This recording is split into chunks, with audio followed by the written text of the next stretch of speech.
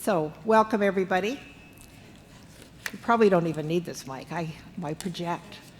An old school teacher, right?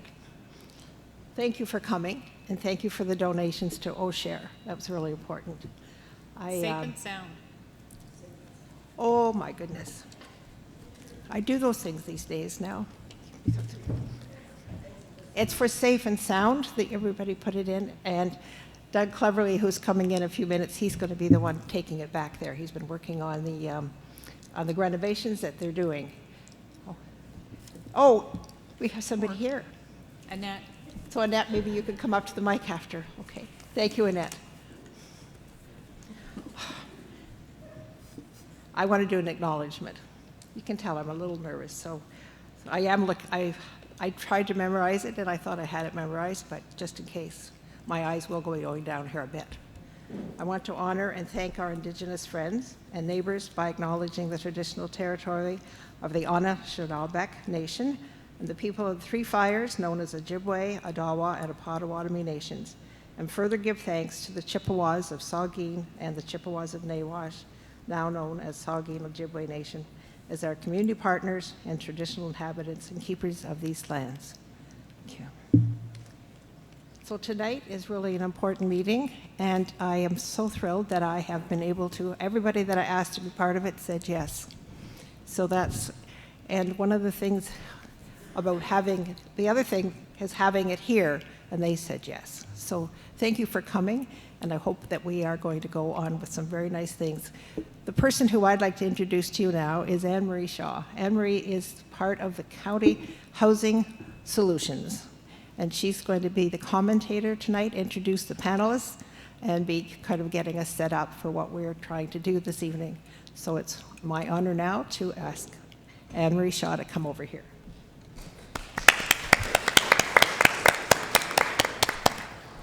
Good evening, everyone, and thank you so much for taking your time to come out tonight to talk about an extremely important issue and concern in our communities, and that is our lack of affordable housing.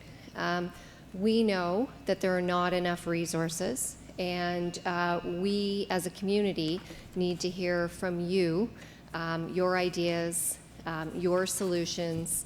That's why we're here tonight.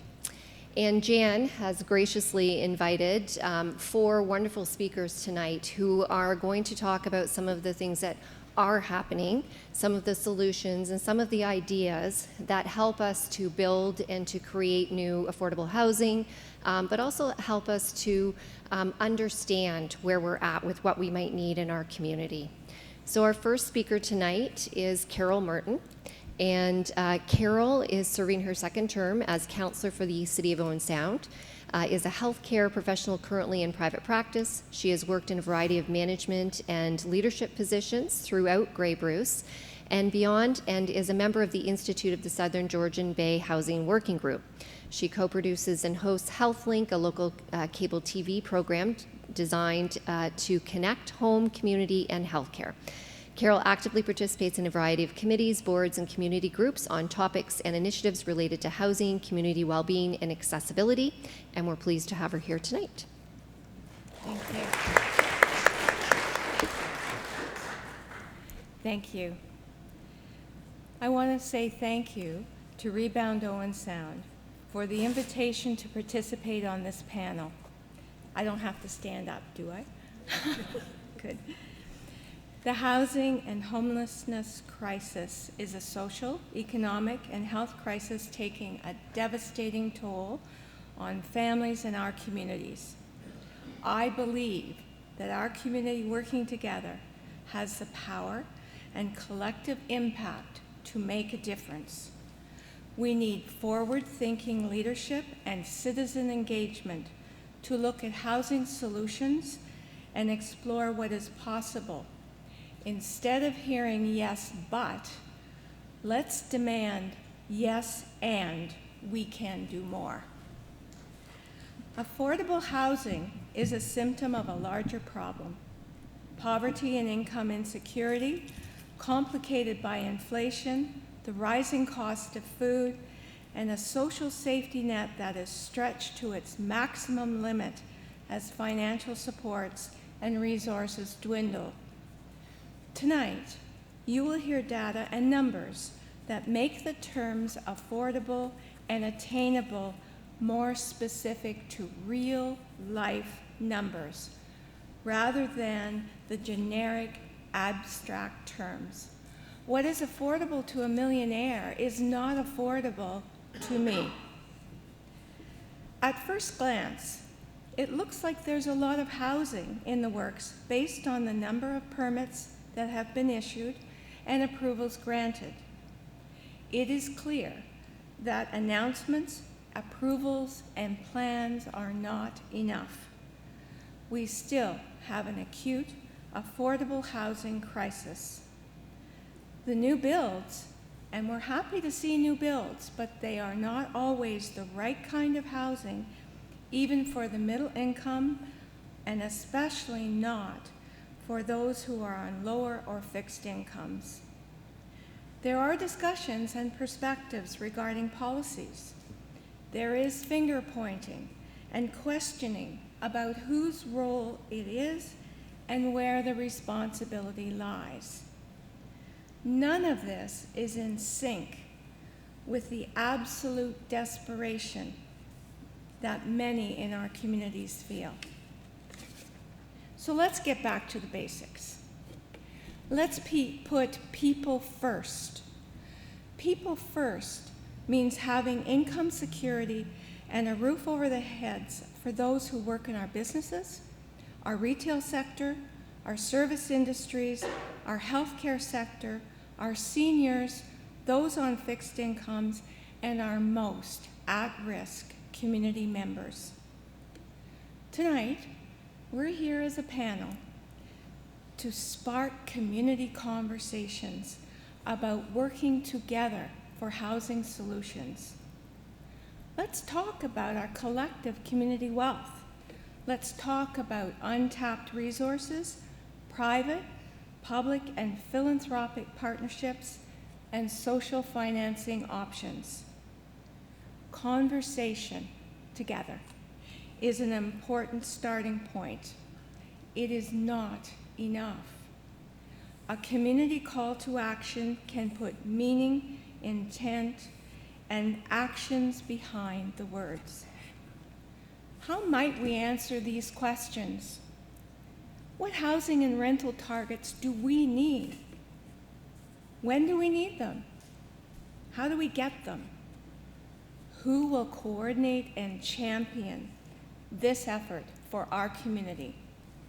Who might we invite to have a seat at a community housing solution conversation table? Who might have perspectives and experiences that we have not heard from? Let's consider developers, contractors, home builder associations, real estate associations and individual agents, financial experts, investment bankers and credit unions, economic development advisors, builders, knowledge keepers, those with lived experience, those who can advise on culturally appropriate and safe, inclusive housing, our seniors and our youth. So I want to warm you up a little bit if that hasn't already gotten you thinking. So I'm going to give you just some ideas. I'm going to call it a housing solution menu that I'm hoping our community is going to add to. And like any menu, you take what you like and you leave the rest. But I just want to give you some ideas of possibility thinking. What about individual and group philanthropic land or building donations designated and dedicated to be used specifically for the magic A's, which are available, appropriate, accessible, achievable, and affordable housing?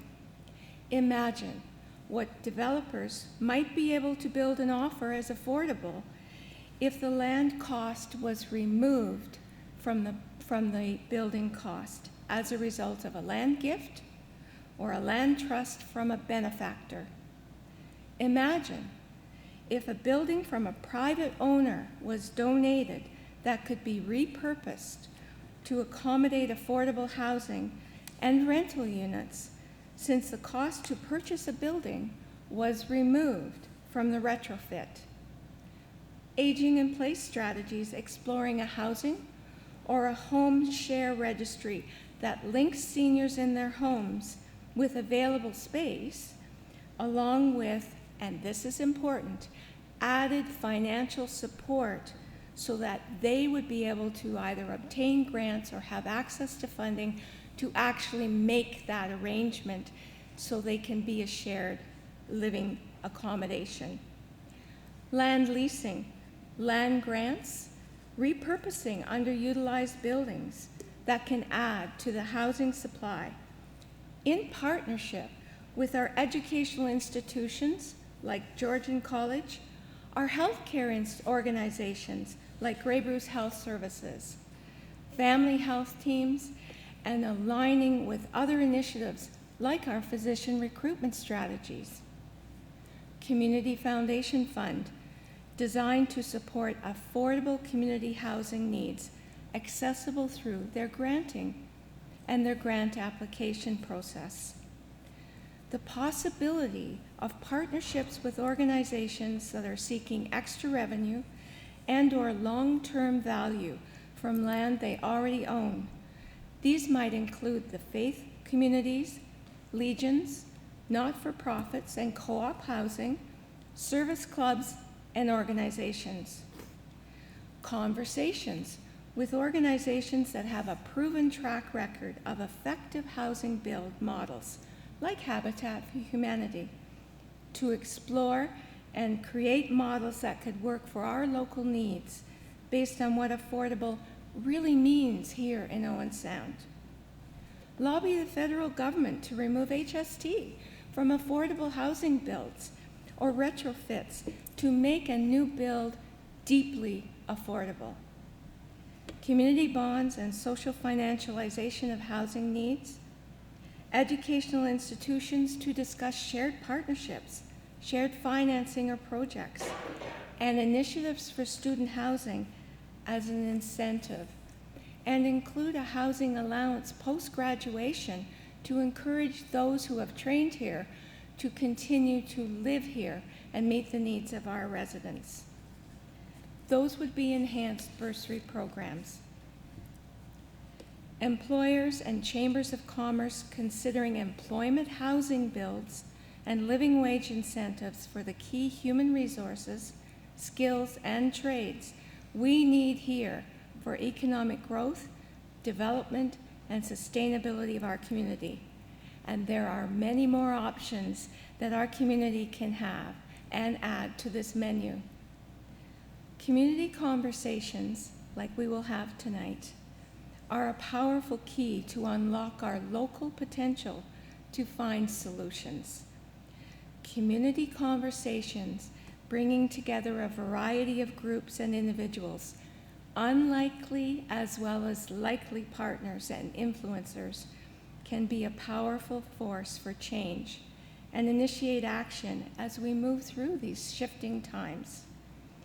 Instead of asking, why can't they? Let's ask, why can't we? Tonight, all of us at this table are here for a conversation together to share information and identify our immediate, short, and longer-term needs. As a community, let's lean into this issue, lift up our resources and our strengths, and wrap around those who need us to find solutions. Thank you.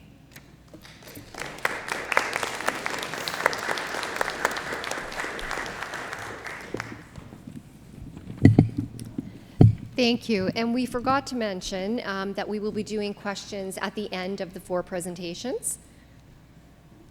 So next we have Marilyn Struthers, and Marilyn has worked with people seeking to shape the landscape of their communities in social change organizing for 50 years, using complexity and social innovation methods with community development and systems change view.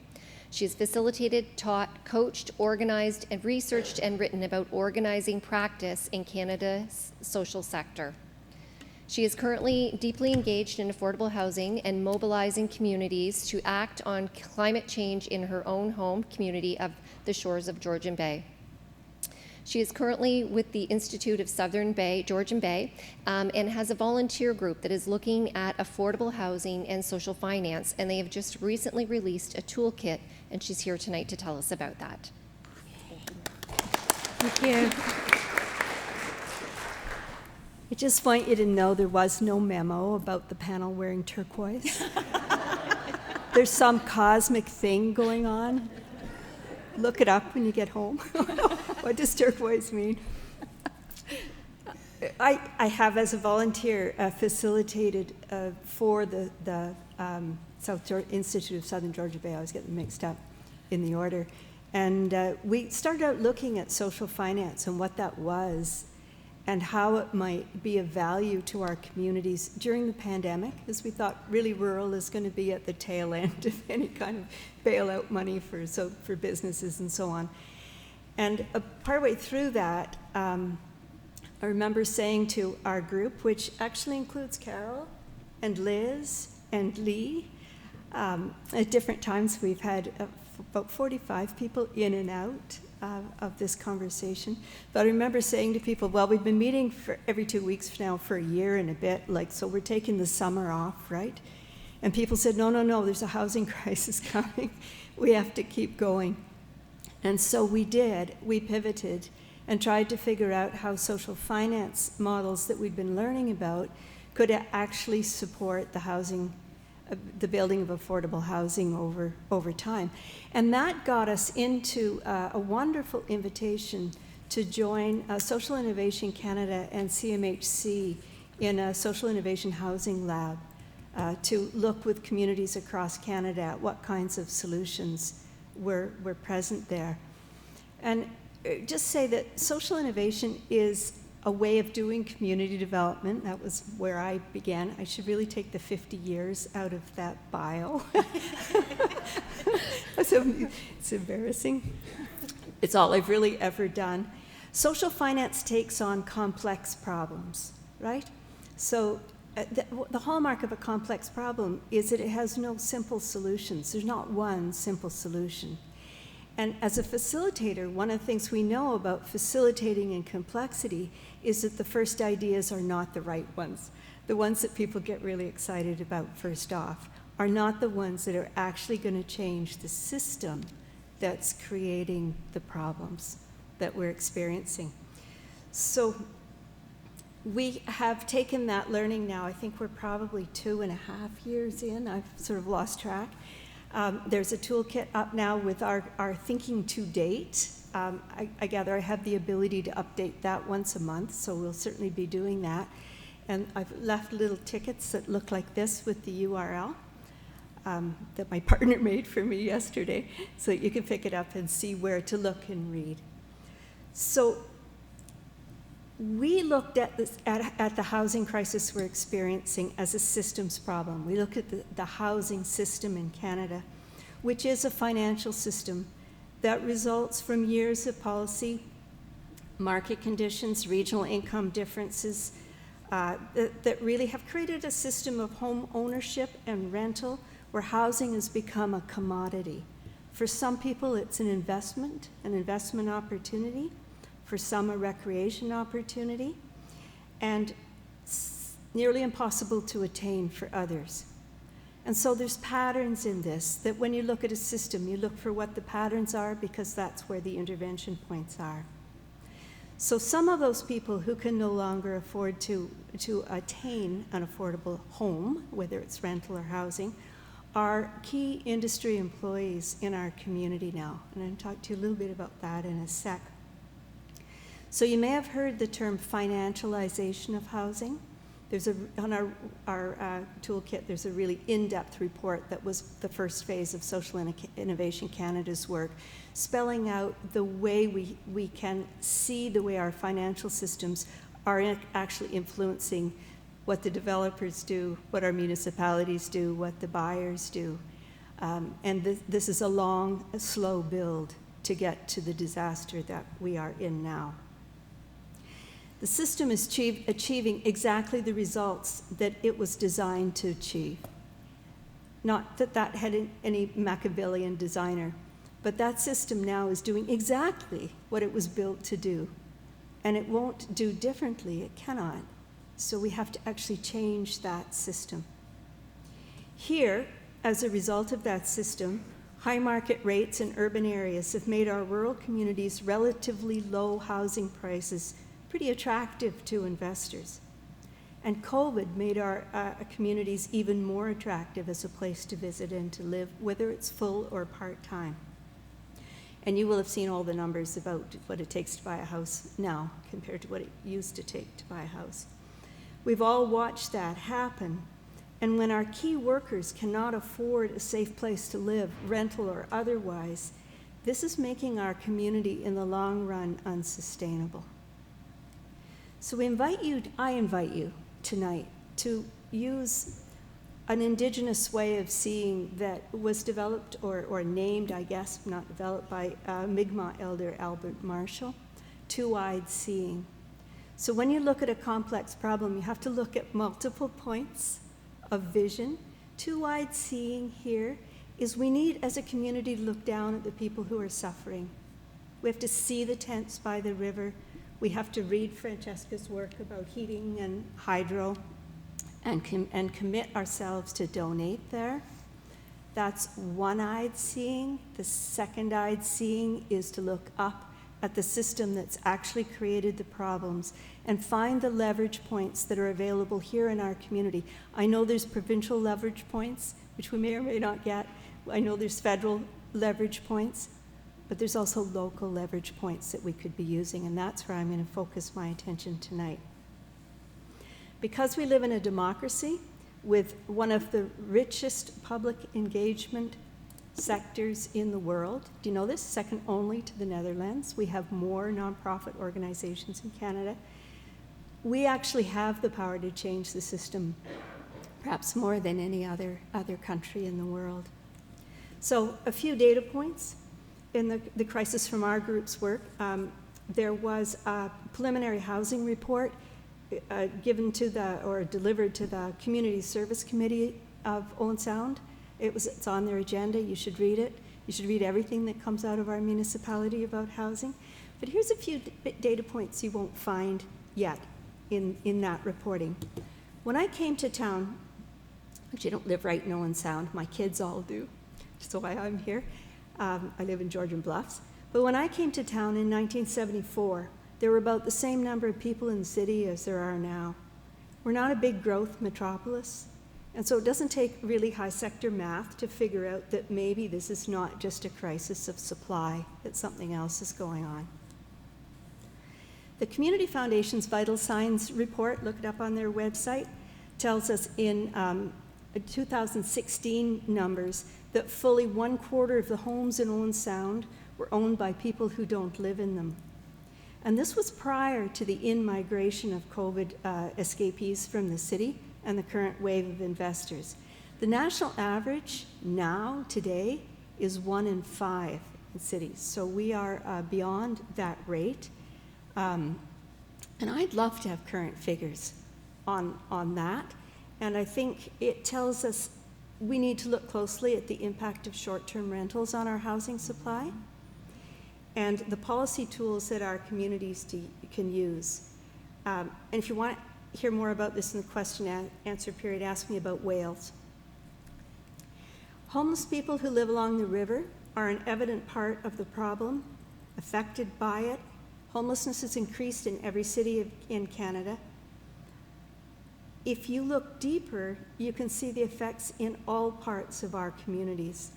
There's a BMA report. It's a 600-page gold mine. Thank you very much, Carol. Look under finance on the Owen Sound website, and you see comparative data for municipalities. I accidentally printed the whole thing, but anyway. You can see that our housing assessments are amongst the lowest in comparable communities. This makes our housing really attractive deal for investors and a real problem for anyone locally who needs to move. Our key industries, according to Owen Sound's website, are healthcare, retail, tourism, and hospitality, along with some manufacturing. Typically, these are low-waged industries, and the BMA index tells us our average, not median for a reason I can't figure out, income is low comparatively at just under $76,000 per year. So there's a lot of confusion about definitions of affordability, what's affordable and to whom. But there's only one Canadian definition, and that one is developed by CMHC and Stats Canada, and it sets an affordable threshold of 30% pre-tax for all housing-related costs. So that includes your heat and hydro. Right now, more than 1/2 of Owen Sound households would be unable to afford a one-bedroom at current rates should they have to move. It means that a lot of people are skimping on the basics on food, clothing, daycare, transportation, health costs to remain sheltered. We're lucky to have a reasonable supply of subsidized housing, and I expect Liz will talk about the data on the outpacing, how we're measuring up. But a systems view tells us to ask, how much subsidized housing is a good target for a healthy community like ours? When does the supply side requirement really let us know that housing market, that open market that we love to talk about, is not working, and our communities are not sustainable without subsidy? So how does this affect our economy, the businesses and services that we rely on? New data looking at, we just had this hatched by a data volunteer, new data looking at PSW wages, big industry in Owen Sound. We have a big new set of units up by the Canada Tire and Walmart up there. So Erin, our data person, tells us that at Victoria Towers, which is run by TerraCorp in Owen Sound, rent increased by 8.4% in the last 8 months for a one-bedroom apartment. To meet that increase requires an additional $5,040 a year in income, and right now 55% of households see $69,000 or less. So they will be finding most apartment buildings out of reach. Right now, the big new long-term care and many others are bringing in temporary workers from the city to fill their shifts, paying them much more than local workers are making. They're staying in on the bay. I understand from my family members who work in long-term care. All of these homes are advertising for new positions, and our college is training up PSWs. They do a really good job of that. So why is that happening? Why are they coming up from Mississauga in order to fill those vacancies? A new PSW worker will make about $40,000 a year before tax. At the Canadian affordability standard of 30% of gross income, it should cost her, him too, but her, about $1,000 a month for rent, leaving her about $2,300 a month for everything else. That would be the standard in Canada. And that everything else includes income tax, heat, hydro, internet, food, transportation, clothing, childcare if she's got a child. Right now, a one-bedroom is going to cost that worker $1,740 a month, or $20,800 a year, more than half her gross income, if she can find a vacancy. If we factor in her income tax, which will be deducted off the top of her pay, of course, she's left with $1,162 a month to pay for everything else she requires. It's not a very good deal.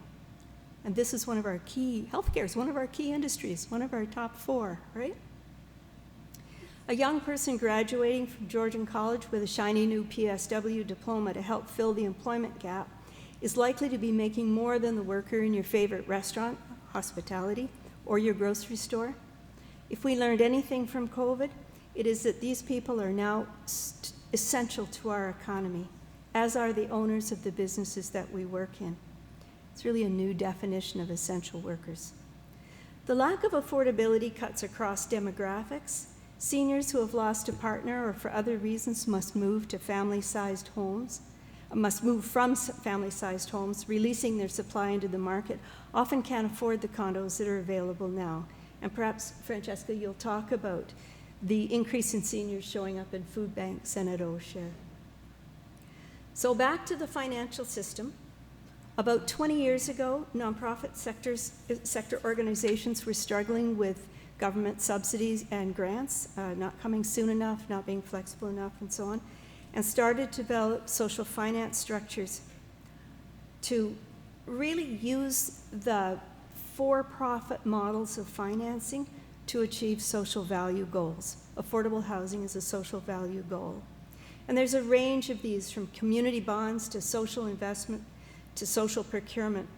These are laid out in a social finance primer, which is on our toolkit, and I invite you to check that out.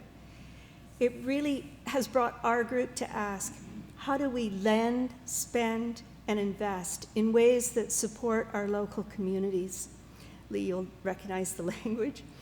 And how do we ask our municipalities to do exactly the same? So just some examples.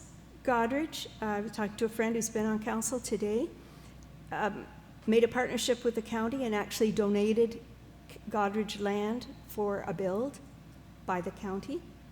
Co-ops work to pool equity. You watch Glassworks develop and struggle here, but that's an old model. It's a model that works. Waterloo has a social financing co-op for housing.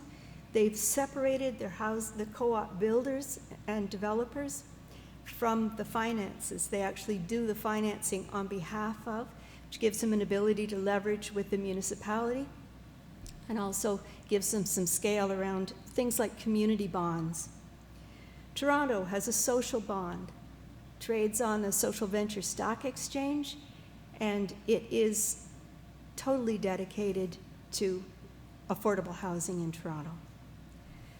The YWCA in Toronto used a leveraging and stacking model to leverage housing that it built with a community bond underwritten by its municipality to mortgage and build again.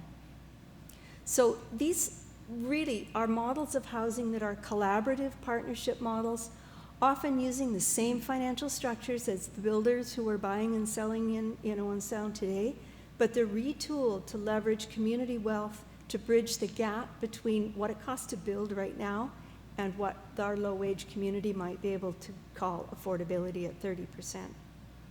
So there's all kinds of resources on the toolkit that will take you into the organizations that are doing this work.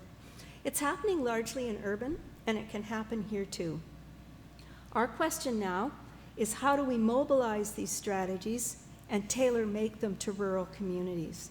So Collingwood, Meaford, Town of Blue Mountains, West Grey, and Owen Sound are all municipalities that had sent councillors off to this project. It's been a great discussion.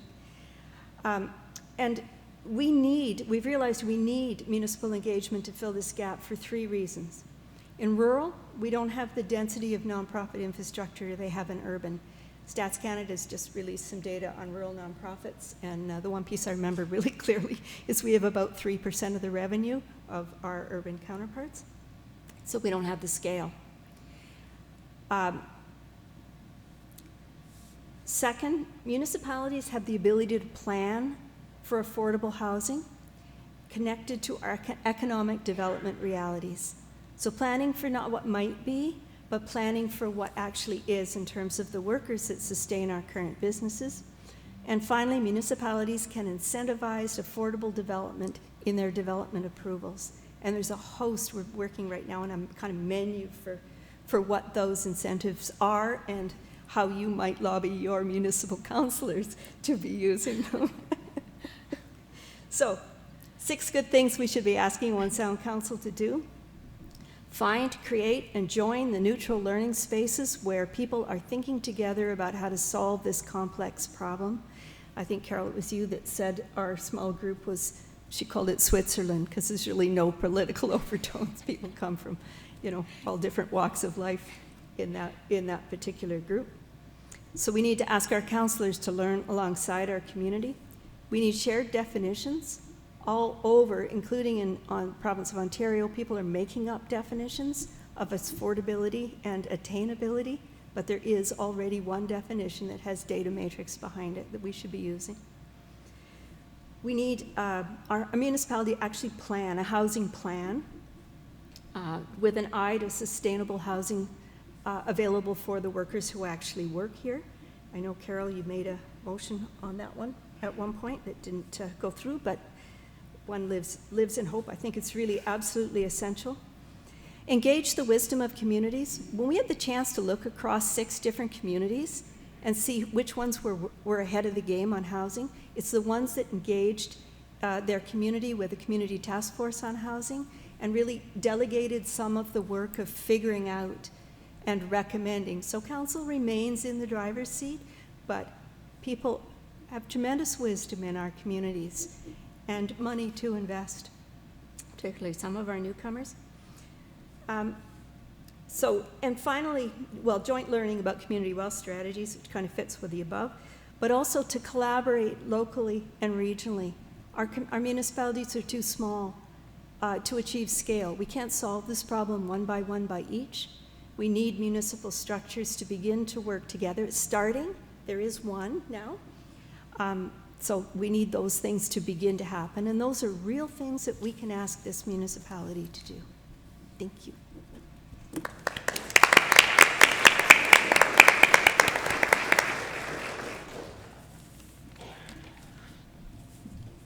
Thank you, Marilyn.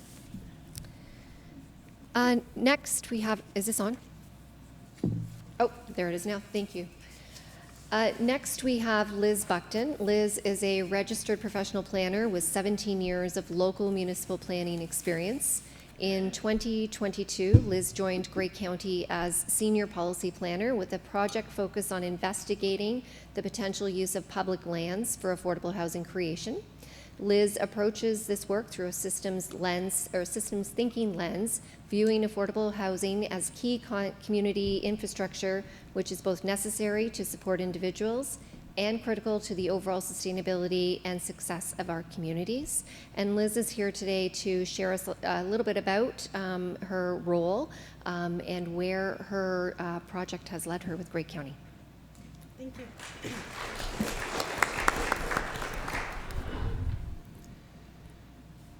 So I'm always told I speak too quietly, so I'm going to move this closer and try not to get too much of the going there. But, so as Anne-Marie indicated, I've been asked to provide a little bit of, I guess, problem description.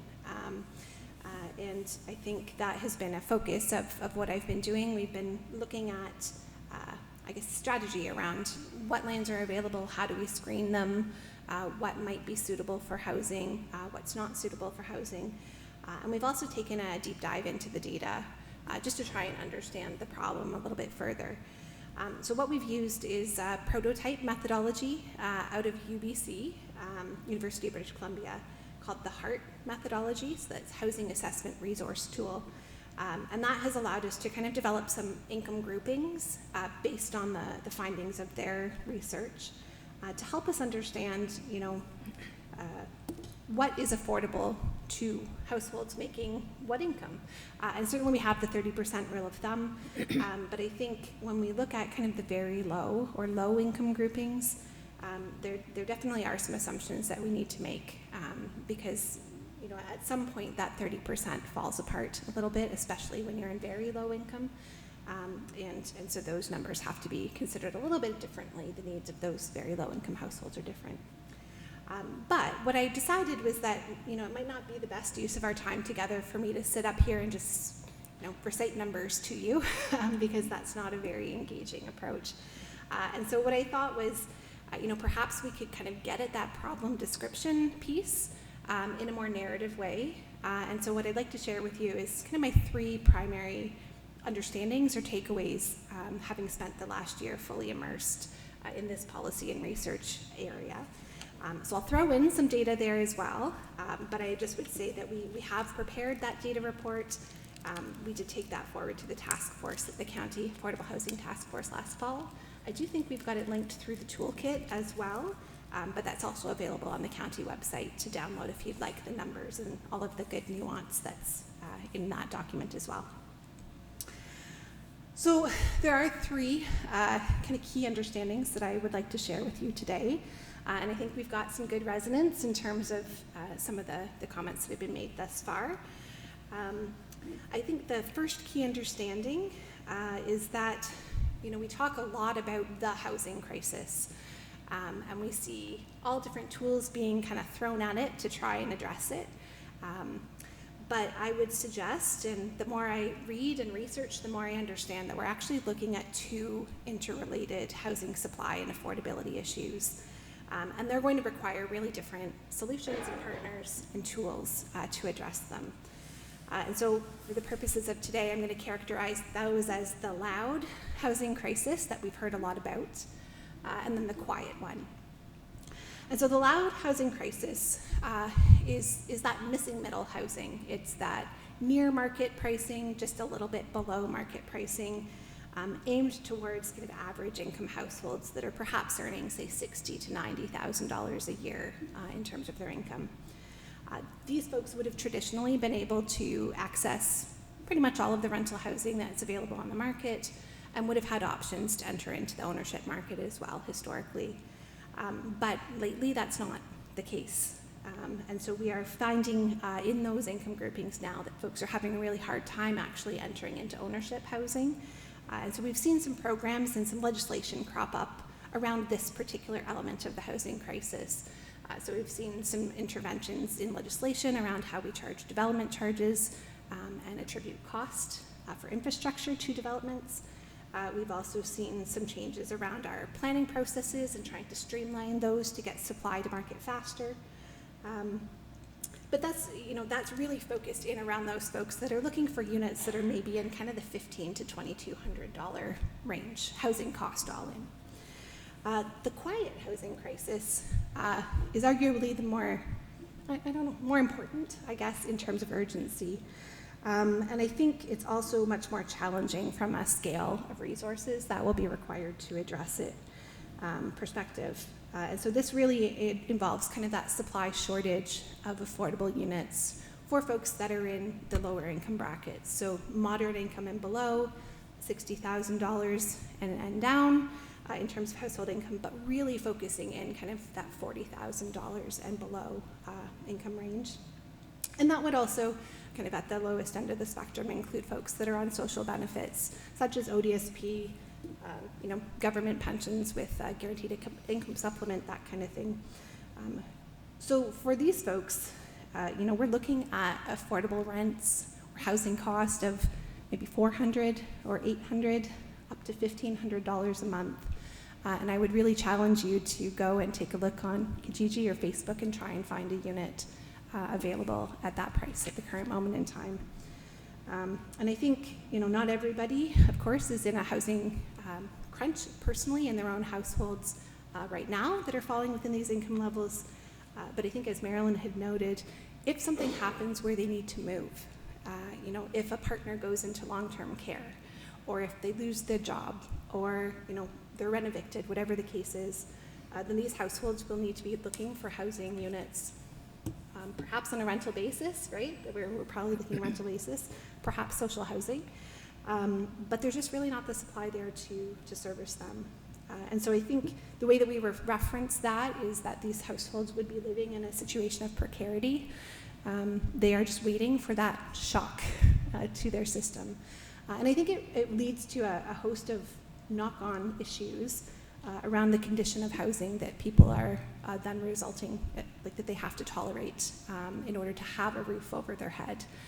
And so we definitely see, and I think through some of the work of Rent Safe, they've really kind of leaned into some data around that issue and speaking to that idea of inadequate condition of housing, and that being better than no housing, but is it really? I think is really the question there, right? We don't want to have people having to make those choices. But they do, absolutely do. And so I think, this housing crisis has not been spoken about as loudly, has not got the same level of media coverage as kind of that missing middle market or near market housing. And we haven't seen the same level of, action from upper levels of government necessarily around those most recently. And I think there has certainly been discussion over the past weeks as we've been coming up to the release of the provincial and federal budgets with all kinds of agencies trying to kind of advocate for increase in social housing dollars, for example. But I think we'll have to wait and see how that all plays out in the coming days, right? Or not. Or not. Or not. So, I think it's important. I've said there's two housing crises. They are definitely interrelated, and I think it's that rental supply and the constraint and pressure on that rental supply that really intricately ties them together, and has impacts in terms of that flow through the housing system that we would generally see when we have a healthy housing system, where there is the opportunity, to look at a low-income household, provide some supports, and employment support, foster them through the process, provide them with the resources and supports that they need to get into a market housing and ownership housing situation if that's what they wish. That flow is not working, and so we've got some bottlenecks that are establishing. And so I think we see that playing out in terms of our social housing wait list, which has doubled over the course of the pandemic, unfortunately. And so that's where I think you're seeing folks increasingly looking to that social safety net because there just aren't options otherwise. And so I think one of the things, sorry about that I wanted to really mention here is that I think the development community oftentimes gets beat up. They get beat up around this issue. And what I wanted to say is that it's not getting cheaper to build housing. And so I think we really need to kind of be careful and consider that these folks are really important partners in the solutions that we're going to be investigating on the go forward. We can't have that animosity. It's not helpful or productive. And I think, looking at that cost piece, for some construction inputs, we've seen cost escalation of 30 to 50% since the beginning of the pandemic. So, the idea that additional supply is going to save us, okay, there is definitely a need for additional supply, but it's not necessarily going to come onto the market at a price point that's going to meet our affordability needs. And even with, free land and government grants and stacking of resources, we're still finding, unfortunately, that social housing projects are having a really hard time making a go of it. The math is just not mathing.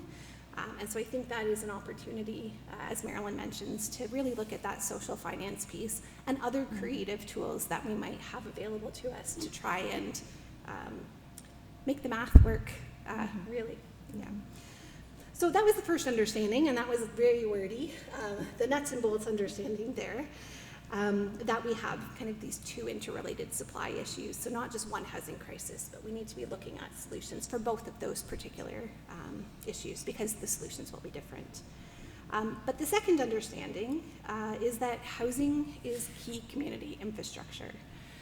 And I think Marilyn has done a great job of kind of detailing that when you can't hire and retain employees because of a lack of housing, our community can't really live up to its full potential. We can't be sustainable. We can't function the way that we would ideally want our community to function. And we are hearing from folks across various sectors of employment indicating that this is a barrier to them fulfilling their critical staffing roles and providing the service delivery that they would normally aim to provide. We started seeing some focused creation of employee housing that would be tied to specific employment. And I think, absolutely that makes sense. There are industries that are very reliant on those employees. We need to make sure they have some place to live. I guess my thought here is just that we need to also be mindful as we look at that as a housing solution. I don't think human history has illustrated us delivering a tie between housing and employment in an equitable way all the time, right? So we don't want to place people in increased precarity because now their income and housing are intimately tied together. Just something to keep in mind. Definitely a role for it, but we're going to need to be cautious, I think, as we proceed with that tool. And so, I think not so much as just a descriptor of how important affordable housing is, when I say housing as key community infrastructure, but for those that are looking for solutions, I'd really like that to be kind of an organizing principle, that if we recognize how important housing is for the function of our communities, then we really do need to be thinking and planning and being strategic with how we set out our future housing goals. When we're looking at in-the-ground pipes and infrastructure, we make long-term plans. We ensure that we have the financial tools in place over the long term to fund them. And where we don't, we go about securing that funding that we need for those long-term plans. We fund it adequately, and we prioritize and maintain it over the long term. And I think that that's a similar approach that we need to be taking with housing that we have not been. But I think that organized approach, that housing is key community infrastructure, and we should treat it that way, I think is kind of that second understanding. And that brings me to my final understanding. And I swear I'm an optimist, although sometimes when we get into these numbers and the scale of the issue, I really do struggle because the math is so difficult. But I think it is appropriate and probably useful to frame affordable housing creation as an act of community self-determination.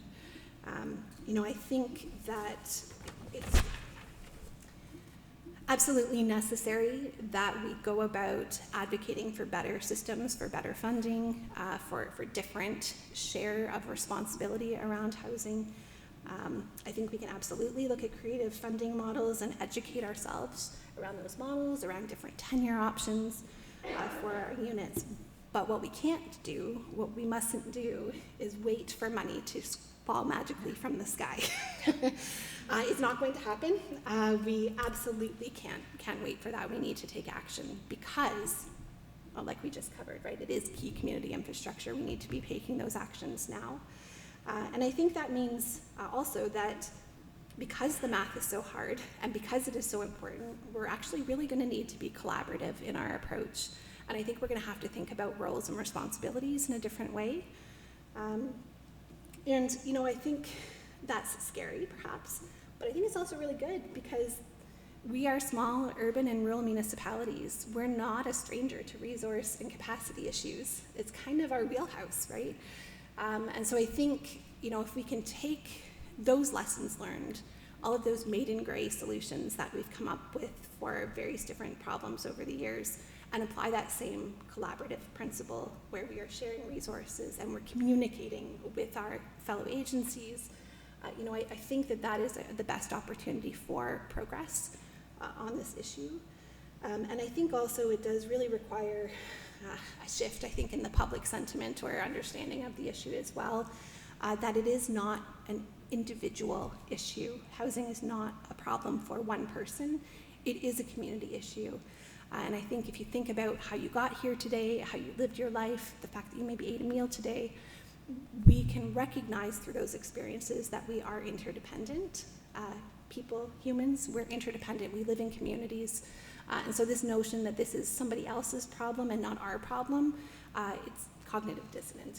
That's not reality. We really do need each other. And so we need to shift our mindset, I think, as a community, to recognize that this is a joint venture.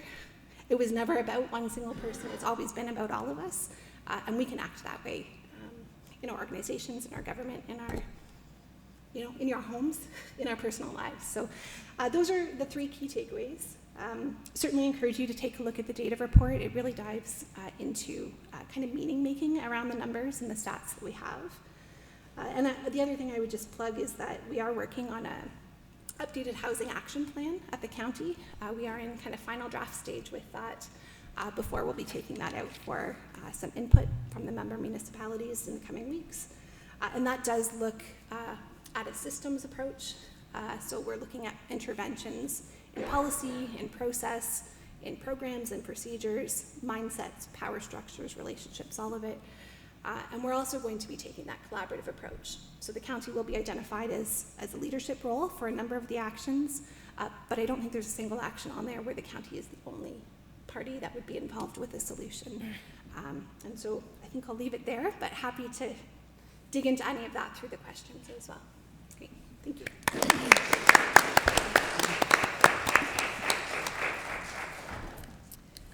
Thank you, Liz. It certainly does take a village.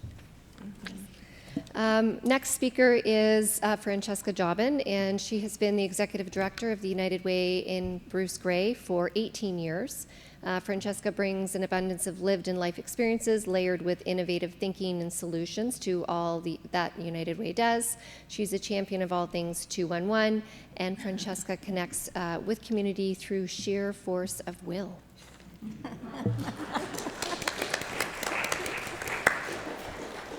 Yeah, and I'm pretty loud, so I'm going to keep the microphone a little back. And they threatened to cut it off completely, and the mic wouldn't make any difference. I did look up the meaning of turquoise suddenly appearing among us. And you know, there's something to be said for this. Wisdom. Tranquility, protection, good fortune, but most important, hope.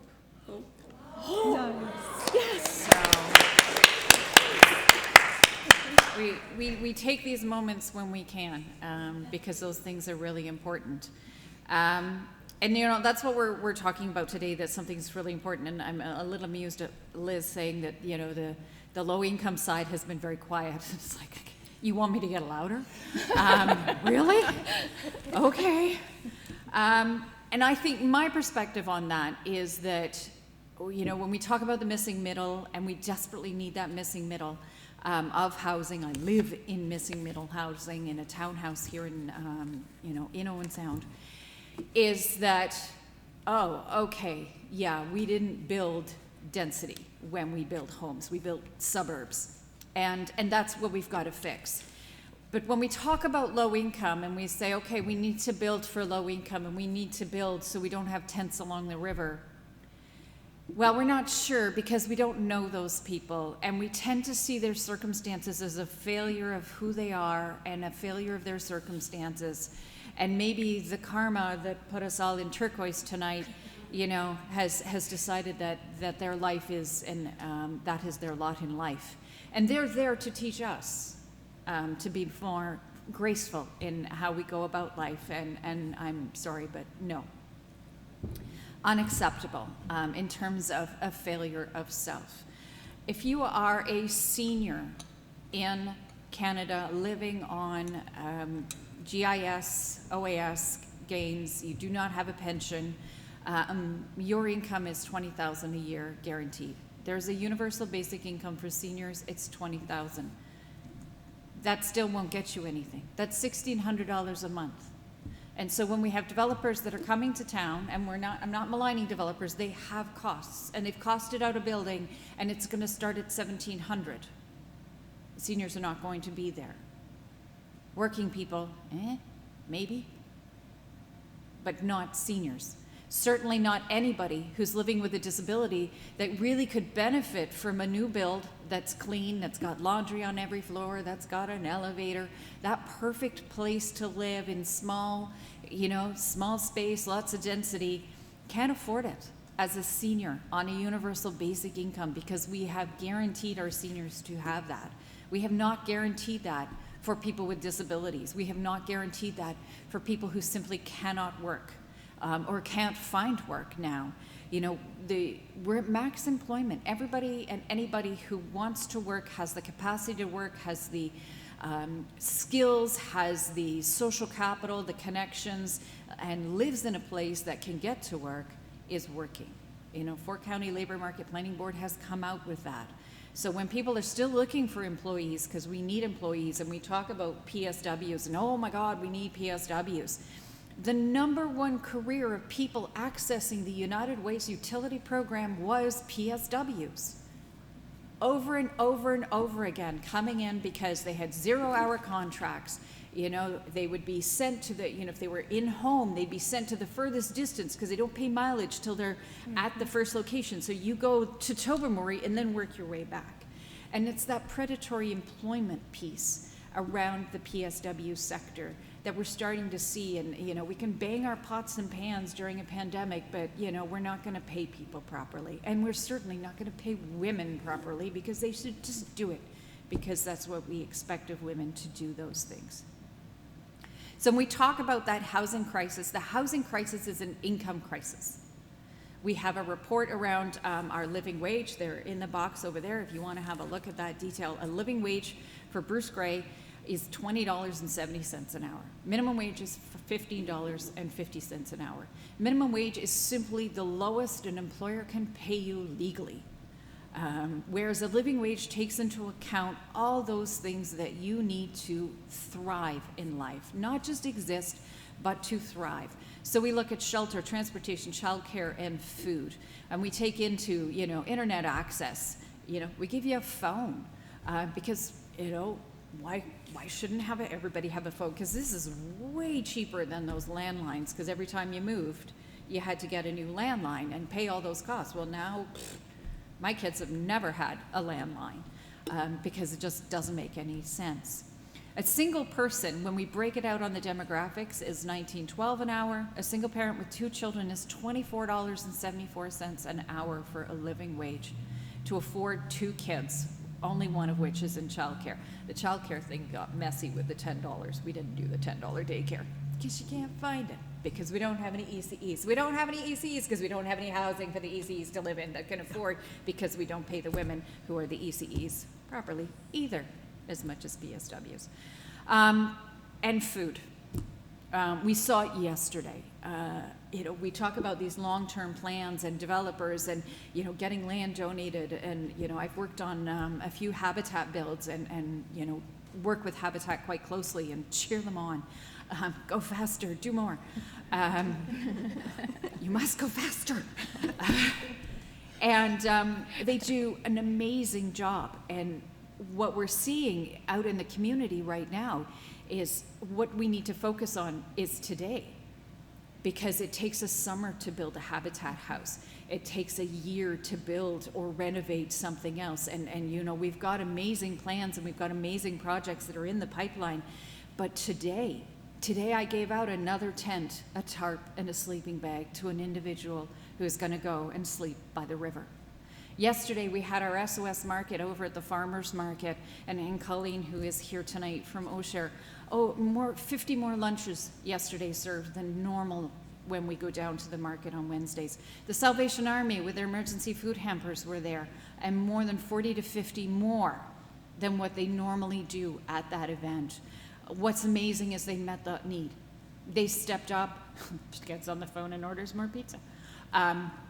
And the Salvation Army just made sure they brought enough. And we went through 2 boxes of toilet paper as the United Way and all the socks. It was all gone in an hour. And this is low-income people who are doing everything to keep a roof over their head. They're trafficking themselves. They're selling possessions on Facebook in order to keep that roof. They're trying not to annoy the landlord who wants to raise the rent beyond the legal limit. But if they go and they complain and they go to the legal clinic and they get help around that, even the landlord-tenant board is only prioritizing applications from landlords. We found that out this afternoon, versus prioritizing applications for consideration from tenants who are asking for repairs. It's not coming forward. They're prioritizing what landlords want, above income rates and increases to rent, because they need to put things in place. Maybe they've done a renovation. We've seen an incredible amount of reno evictions in this community. And the reno evictions can be a genuine gut and a beautiful piece.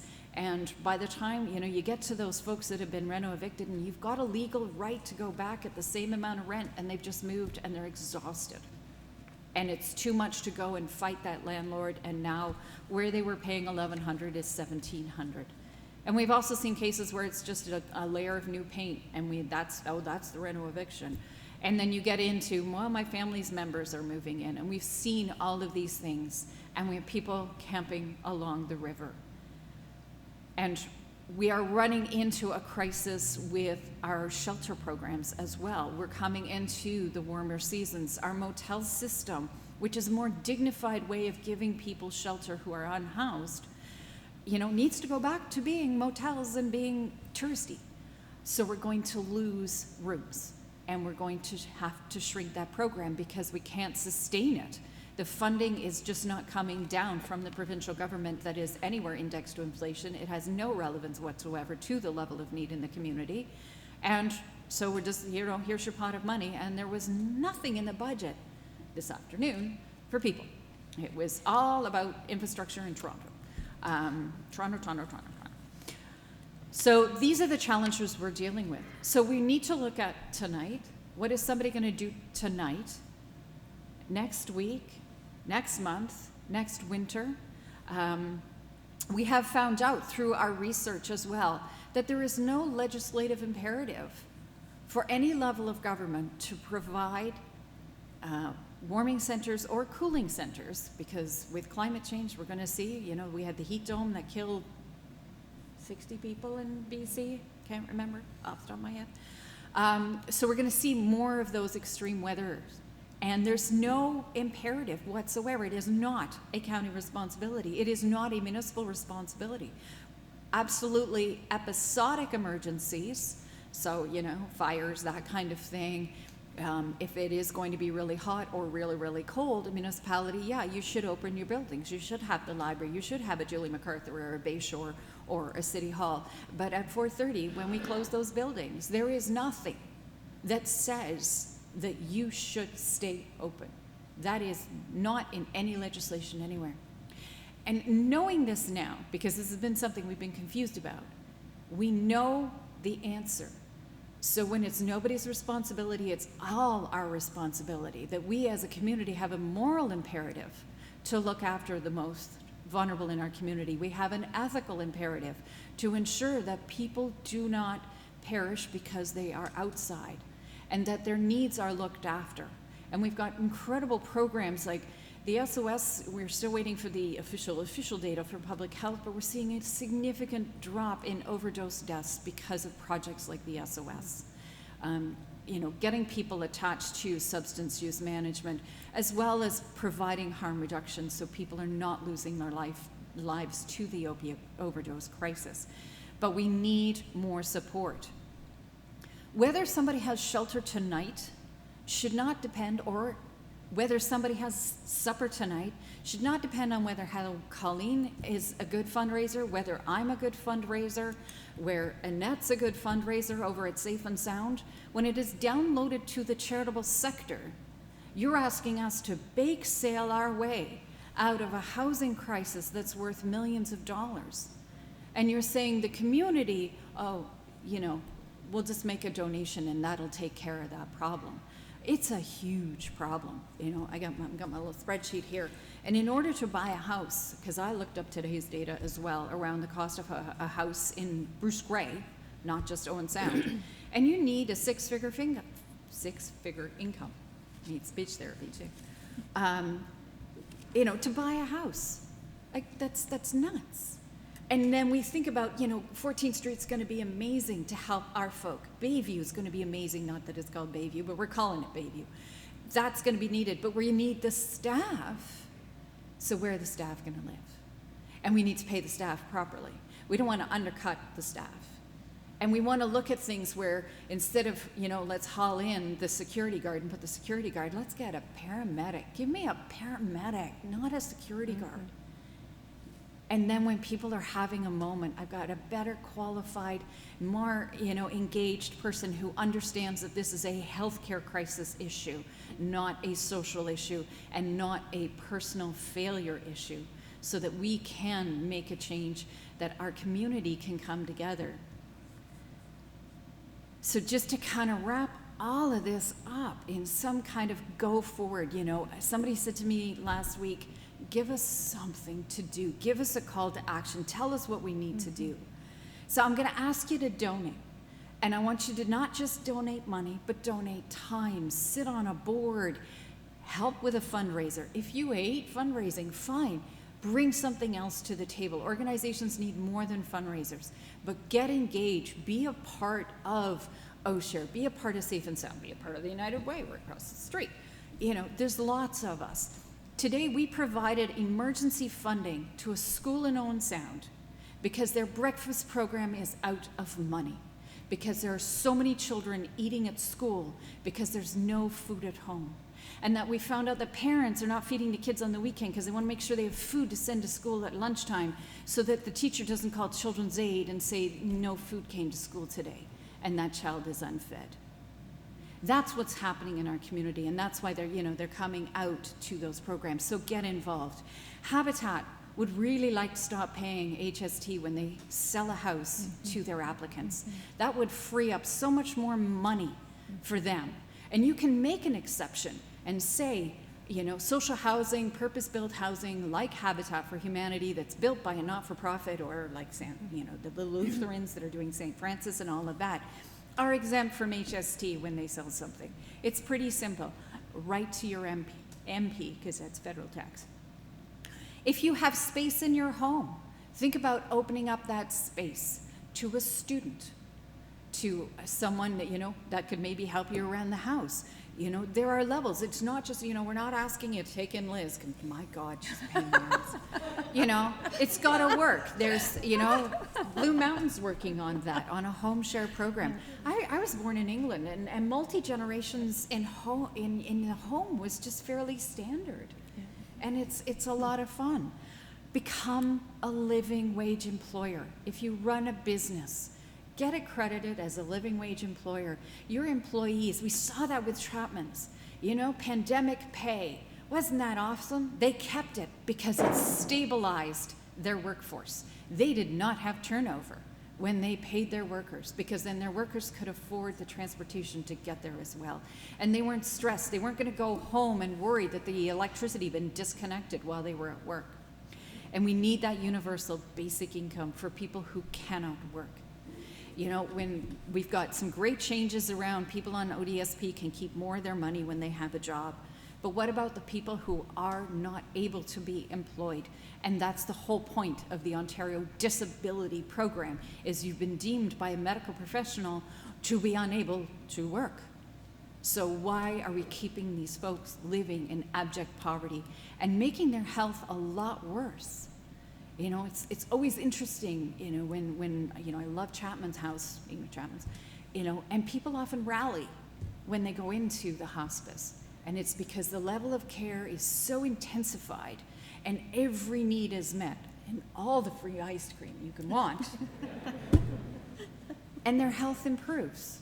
Just, for that episodic before whatever's the reason that they're at the end of their life.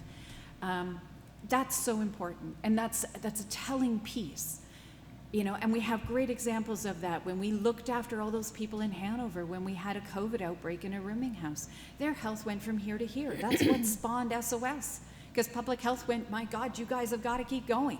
They have to find the money. So they did. So I want to inspire you. I want you to think about, what can you do? What can we do? Instead of not my responsibility, it's Anne-Marie's. No, it's not. It's all of ours. I can't see her. She can't Thanks, see me. Anne-Marie. Because it is our collective responsibility to look after each other in our community. This is our home. And whether we live on the river or we live, up the hill somewhere, we're all one community, and we all have stories to tell, and we all have something to bring to our community. Thank you.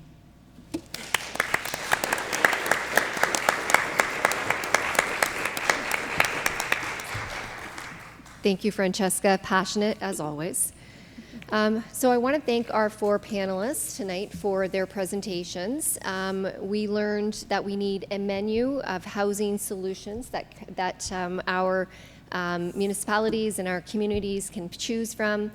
We learned how complex our housing system is and why it's not working. We have to switch our mindset so that housing now is a key community infrastructure instead of as an asset, is something that we need as a community in order to grow.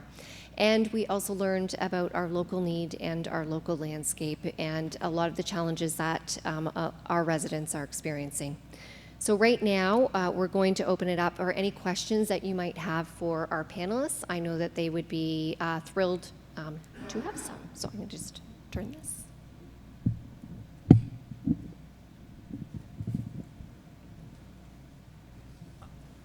I'm going to make 2 pitches. First, I'd like to Closer say, to the mic, Michael. if what we really need is energy and intelligence, that panel, along with Anne Marie. And that is desperately needed for sure. I have a question, but let me make my two pitches first. Number one, you'll notice the jar over there. Glenda, hold it up, please. This is a fundraising jar because tonight is dedicated to Safe and Sound. Many of you on the way in were very generous in putting money into that jar. If you didn't get an opportunity to do it, please, it's there. Certainly every nickel, every dollar, every $20 bill is needed by Safe and Sound. That would be appreciated. My second pitch is on behalf of my friend Dave Hawkins, who is doing the sound tonight, as he does so often and so well for so many organizations. Dave has a gig a week from tonight at 7:30 p.m., which is the epitome of community, because it involves two singers, Dave is one of them, and a poet. The poet, of course, is Rob Rolfe, who most of us know and love. And in addition to Dave, Larry Jensen will be singing. So if you go onto the Grey Roots website, I should turn this around. If you go onto the Grey Roots website, you'll be able to get more details about this gig and buy tickets. It's only $15, but it's going to be fabulous. My question, if I can be so bold as to make this effort at this time, comes from the reference to the fact that many communities in Grey Bruce and throughout Ontario have community task forces for housing. As far as I know, Owen Sound does not. I've heard there's some possibility of moving in that direction, so I'd like to hear from Carol Merton, councillor, what the status is on that and whether she thinks that a community task force on housing would be a good way to move some of these ideas forward. Thank you. My understanding from the latest community services meeting is a discussion paper was presented around affordable housing, and that discussion paper is to lead to a plan, a housing that the staff will be primarily working on, and they will invite public input into the sections that they feel are appropriate. No, I don't recall a timeline for that. So there's a difference, and at the moment my understanding is it's more staff initiated and moving forward, but that the opportunity to present and have public input would come forward in different sections. My understanding of a task force is slightly different.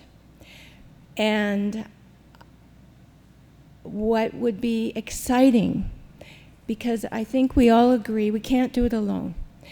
It's not the county's responsibility, thank you though.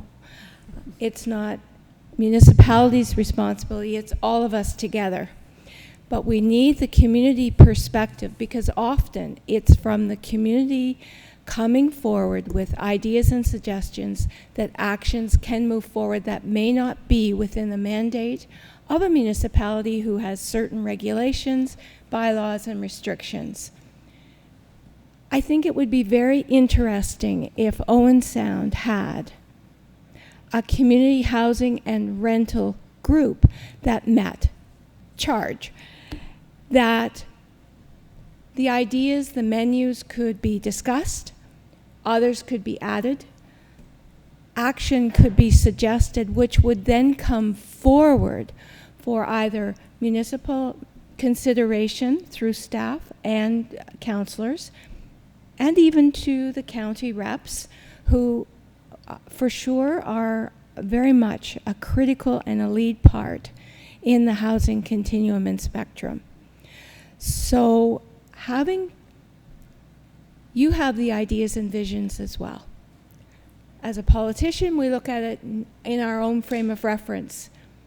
But when you think of all of the initiatives that the community has brought forward that would not maybe have come forward without the community working together, all of the builds that have happened in the past, Harrison Park land donation is another example. And those who've been here longer than I have can probably make a list of things that came from the community.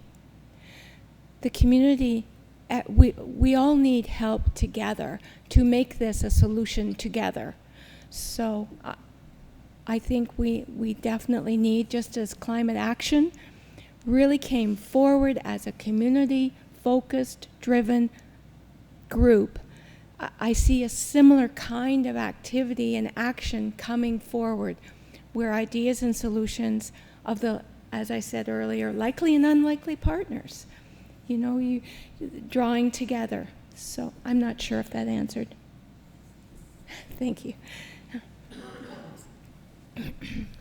Hi, my name is Curtis. I'll put that back when I'm done. I live on ODSP, I live in the coach, and I mean, so I'm an autistic person. One of my hyperfixations is politics, literature, history, and I mean, I have sort of a series of pan questions for the entire panel, and I mean, so the last time I was at one of these meetings, I'm not sure if there have been others since last August, like we talked about how terminology affects possibilities of what's to be done, and you guys are still talking about problem solutions. Sorry, second from the right there, I don't know your name. Marilyn. Marilyn. So you talked about, like, we have to change the system because it's operating the way it is. So, and I'm not going to confine this to one question, but if the system is operating the way it is, how can we actually work with the municipality because it's disregarding the needs of the people if that's how the system is supposed to work? Sorry, Liz? Yeah, you talked about making things fit the maths, but this isn't a maths problem, it's a human rights problem, right? Like, I've listened to all of you talk tonight, and justice has not been mentioned, human rights has not been mentioned, humanity has not been mentioned, personhood has not been mentioned, citizenship has not been mentioned. These are all things that, as you said, Francesca, if we are those things, then we are obligated in responsibility to respond to our fellows who are also those things.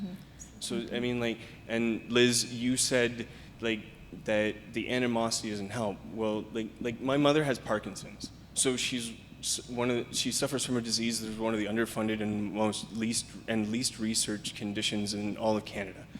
It's a terminal condition.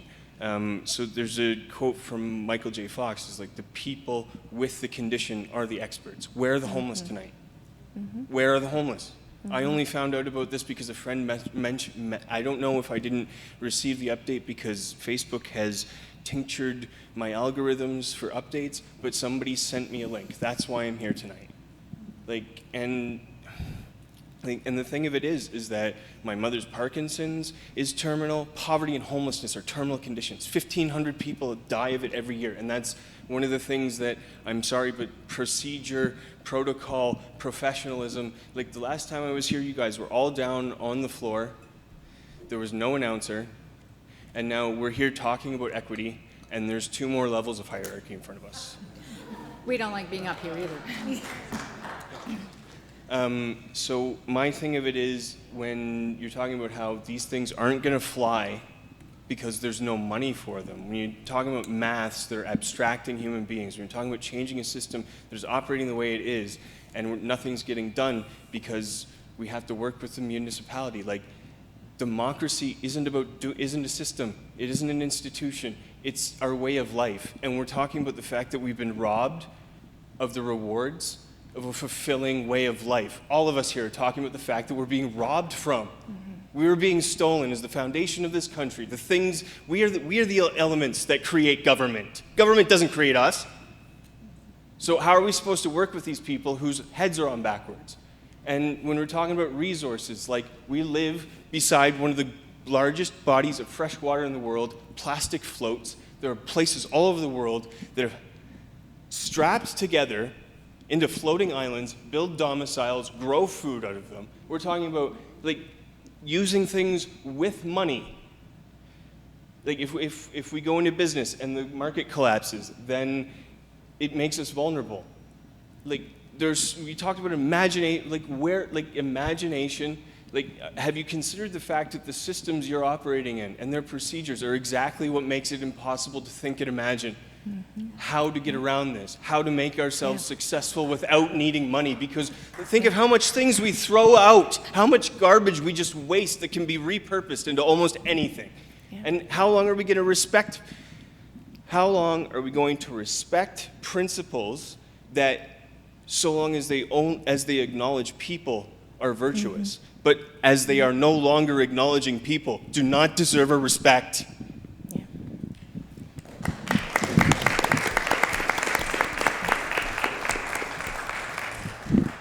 I should have explained that one of my roles here is going to be to try to get people to keep their questions to a maximum of 1 minute. I have to say that was a superb speech, and I'm going to use another 10 seconds to put what I think is his question. How can you recast this whole crisis in a human rights context?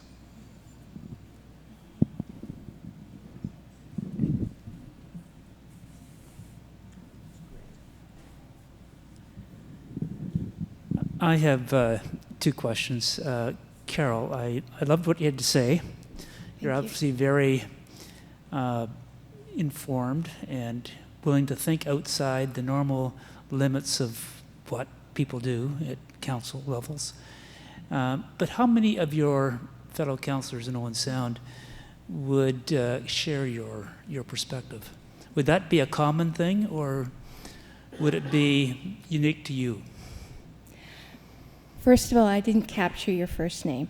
John, I'm sorry. Hi, no, we're talking person to person, Yes. So hi, John. I do want to thank one of my counselors for showing up today, Deputy Mayor Scott Grigg, who's at the back.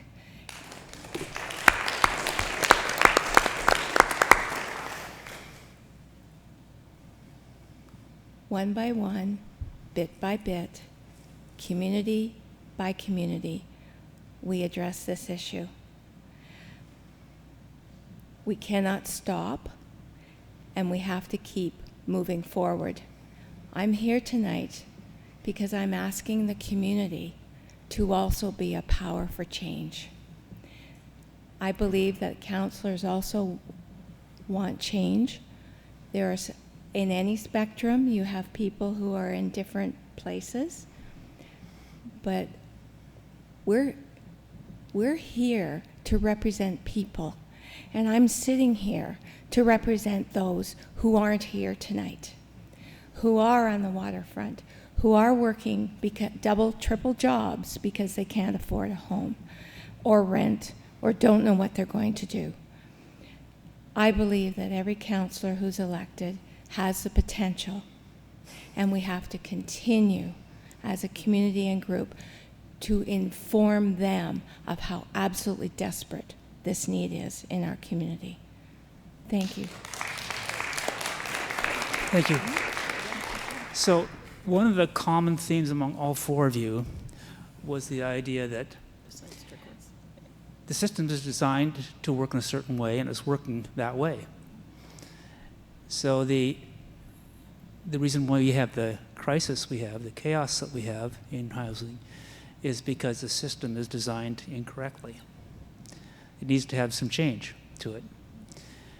So we've heard some suggestions about change that we could consider, financing and land and so on. It's been described to us very well about the problem we have and some of the options. One idea I have that is radical would be that we have a certain amount of residential land in Owen Sound, for instance, that's serviced and can be built on for houses. And that's going to be used for market housing, because that's what we've done for the last 50 years. We've built market housing. And there's no land left over for affordable housing or homeless shelter or homeless housing. But in other planning systems, we say, we're going to designate this land for employment. We're going to designate this land for commercial. We're going to have the school here, and we're going to reserve it for that. In the residential spectrum, could there be a segment of that land that's reserved for affordable housing? If it doesn't get built because it's not profitable to build, then it is still available for that affordable housing when it could get built, when finances are there to build it, when groups are there that want to have that affordable housing to build. We designate that for other land use sectors. Why not for housing, in the sector of housing? Okay. I'm going to just answer that from my point of view quickly, because I think you're dead on. The system didn't grow from nowhere, right? It has certain priorities around investment and that sort of thing. And what we expect from our local government is that that is balanced with the human rights, the needs of people. Mm-hmm. And so in the social finance world, that really is people, it's nonprofits, pushing for a different way of thinking about finance. So a land trust, for example, is a mechanism that now allows a municipality to say, we're putting this land in trust to a nonprofit housing developer, and the commitment will be that it will always remain nonprofit, and that puts a priority in there around capping, how nonprofit is it? The other piece that I'm really interested in is I'm looking for the tweaks in the system as it exists now, right? I don't think it's going to get overthrown anytime fast. But one of the really cool things that I see now is people like Jennifer Kismet, who was the chief planner in Toronto, has become a developer, and she is developing in Toronto to a certain affordability level, which I can't tell you what it is.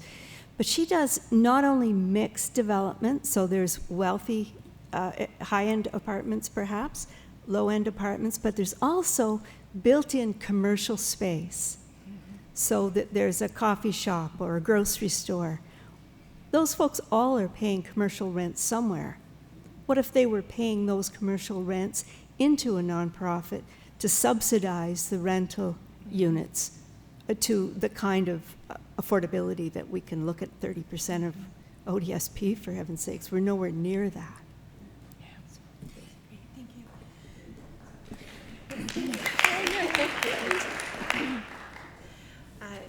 So I think, John, I'd like to respond to what you said, and then I'd like to Curtis, I don't want your comments to go unresponded to.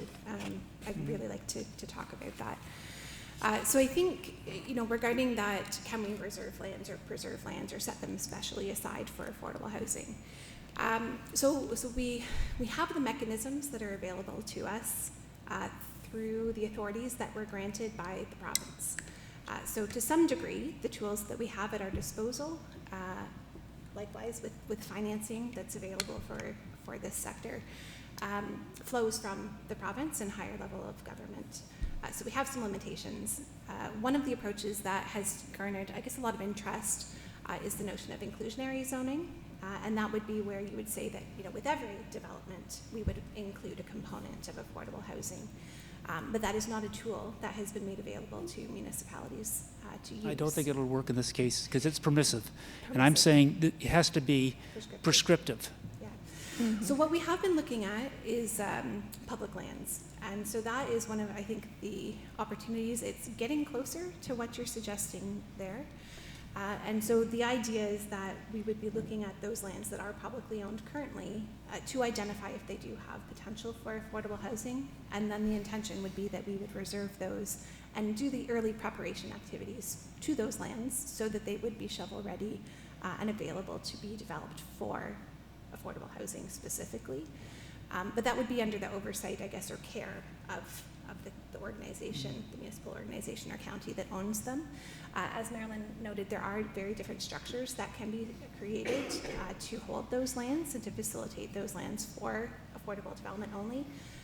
But I think what we've been seeing is that, and I know it's not about math, it's about people, but the math doesn't work. And so I think that's the problem, is that, you know, we can certainly identify the lands and we could reserve the lands, but can we do something with the lands? Can we create housing, and can we make that work for those lands? So this project I've been working on is looking at the inventory of public land that's available across the county, and trying to kind of get through a screening protocol so that we can be pulling those lands kind of out of the general coffers, I guess, and into, I guess, a land bank is kind of the approach that's being considered. My concern would be that as you quantify the amount of land you need for homeless housing and affordable housing at the middle and the lower end of the income spectrum, as you quantify that and you translate that into, okay, we need this many hectares of land Yes. that's available, is there that many hectares of land that's publicly available? I don't know yet. I'll leave it. Thank you.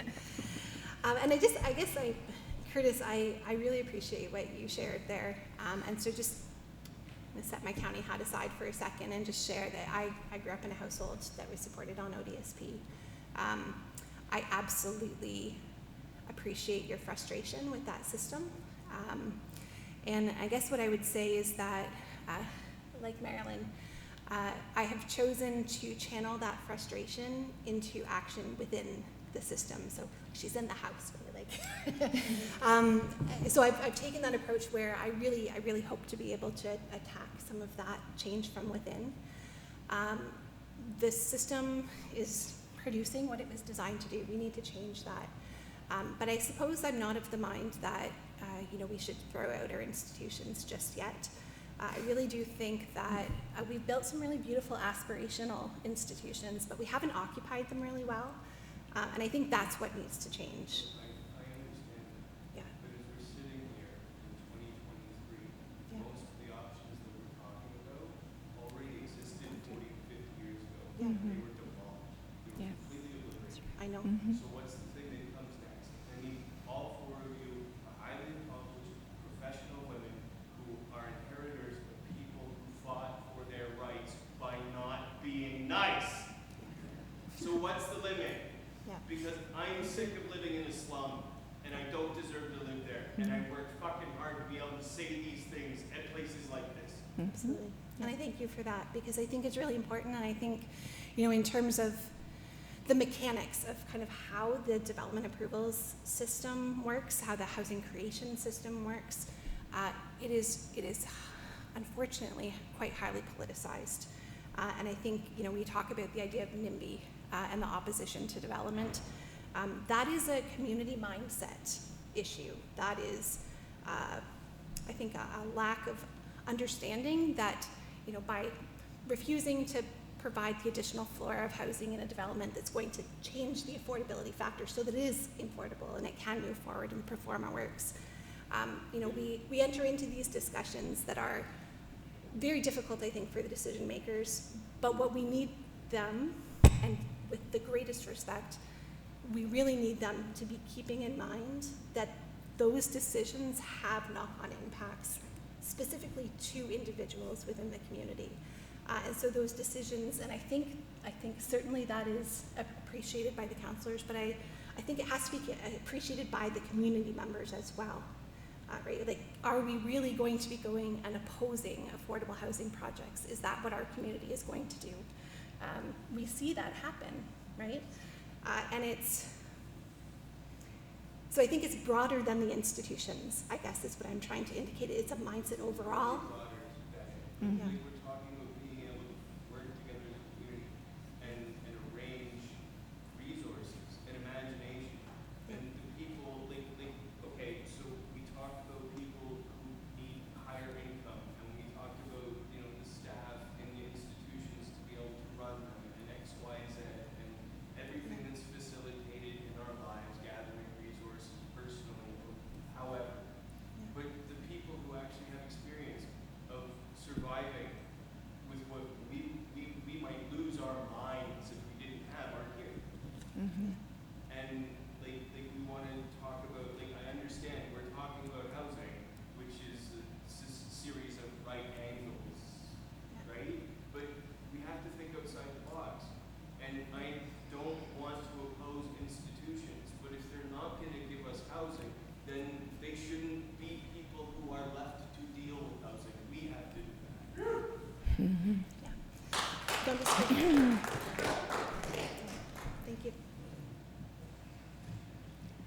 Hi, my name's Lee Graves. I'm just looking at a wonderful, wonderful example of women who have looked at issues that are difficult, put themselves into it, and are coming up with an amazing amount of information that we can all use because Curtis is right.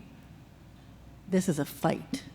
There are big forces at play that want to keep this system exactly the way it is.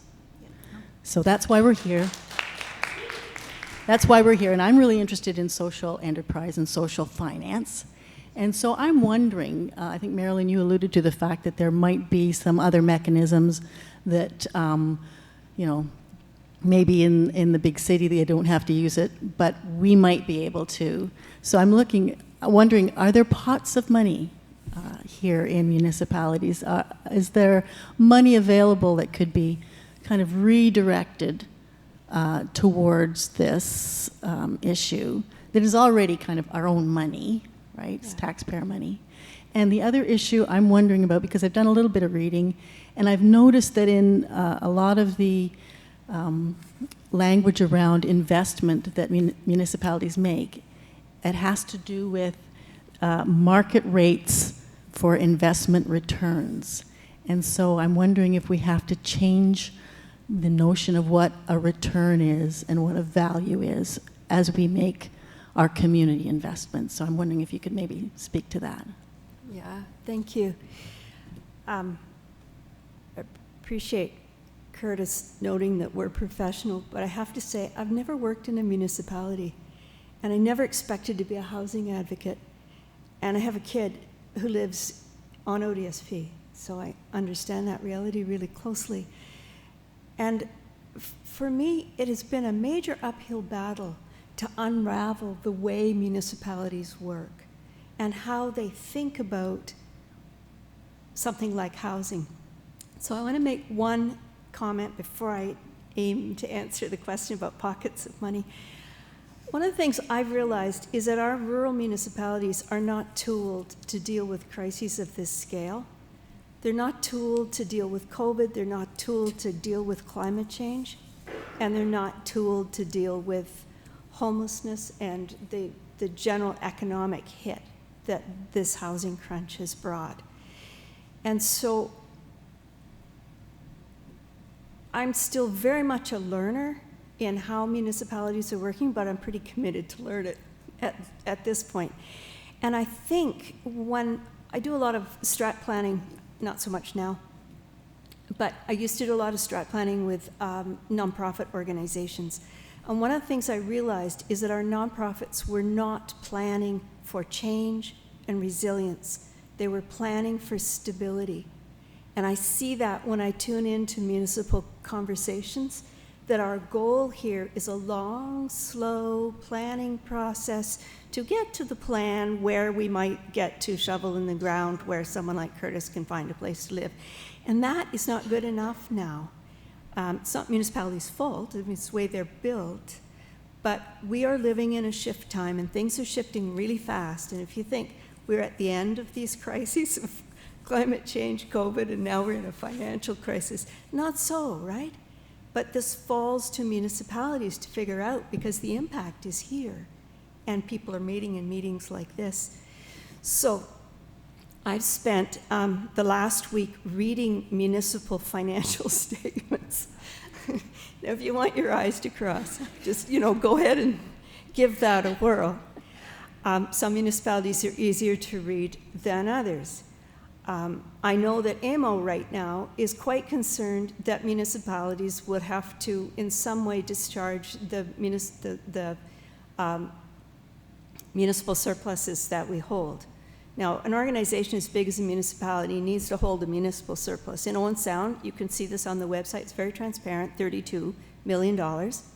When I look at the trustee BMA data, I can see that on a per capita basis, I don't know how that is relative to other communities, but maybe one of our counselors could answer that. But on a per capita basis, that puts us about on par with Oakville, who I'm assuming are slightly wealthier than we might be.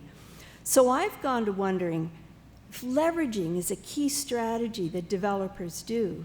They borrow, they build, they leverage, they borrow, they build, they rent, they leverage, they borrow, they build, and they do pretty well at this. Otherwise, they wouldn't be up here advertising in our market what a great investment we are in Owen Sound. I want us to do that with our money. So I'm looking at this municipal surplus, and I'll just put this out, and I'd be happy for a closed-door discussion about it at some point. What would it take to leverage? Now, I'm not talking about spending it so there's no money for when the water works tanks. I'm not talking about that.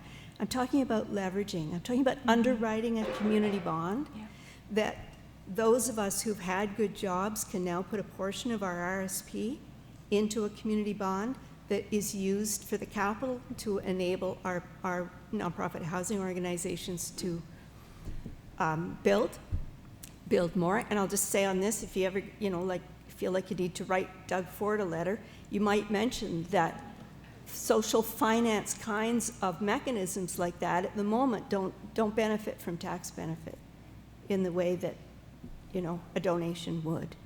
So we haven't caught up with this. So yes, I believe because of the scale that municipalities operate on, they are the largest animal held in the commons. Hospitals might be coming up close. The largest animal held in the commons. So that is our money, and I want to know how we can leverage that to build fast.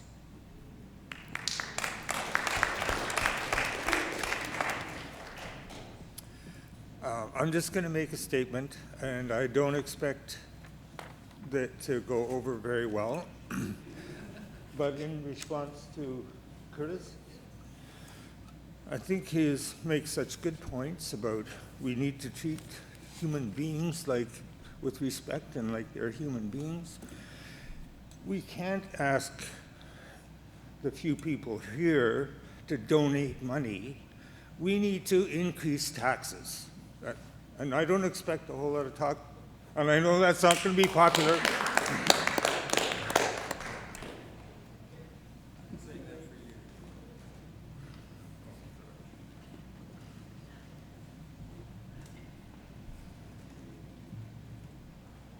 Hi, I'm David. I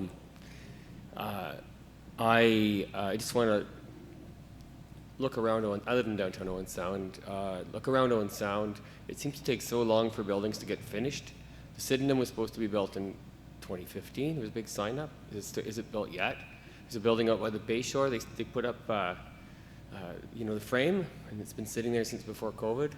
Like, what is going on here? Legates, derelict, right across from City Hall, and they closed it off so that people couldn't sleep in the entrance. Like, what? And by the Bay Shore where they cut down all the trees. Like, what is going on in the city? We are all scratching our heads as to why buildings don't get built, why they don't get finished. They talk about subdivision out by the TV plant, subdivision out by the hospital. None of this stuff is getting built. BCK, what is going on? Can we expropriate some of these lands? Can the city take them and start using them? Because they're strategic assets. I mean, that's a lot of questions. I love the city. Like, it's great, but, it gives rise to a lot of questions. Right on the main corner, boarded up, not in use. Like, what is going on? Just an open question. Thank you, everybody. Do you want to? You go. So I think you've hit on a really interesting challenge that municipalities navigate, which is we are not the builders. And we don't own those lands, right? So we're administering approval process, and there's certainly lots of debate on whether that's an effective process, and we are working actually on process updates for the development processes locally. But it is very challenging because you can absolutely set out a vision, you can set out rules and requirements and development criteria for a development, you can administer that review process, but we don't have any mechanism to require somebody to build what has been approved. We certainly do, through like a development process, have the option to place some timelines around servicing allocations or draft plan approval timing. They expire after a period of time.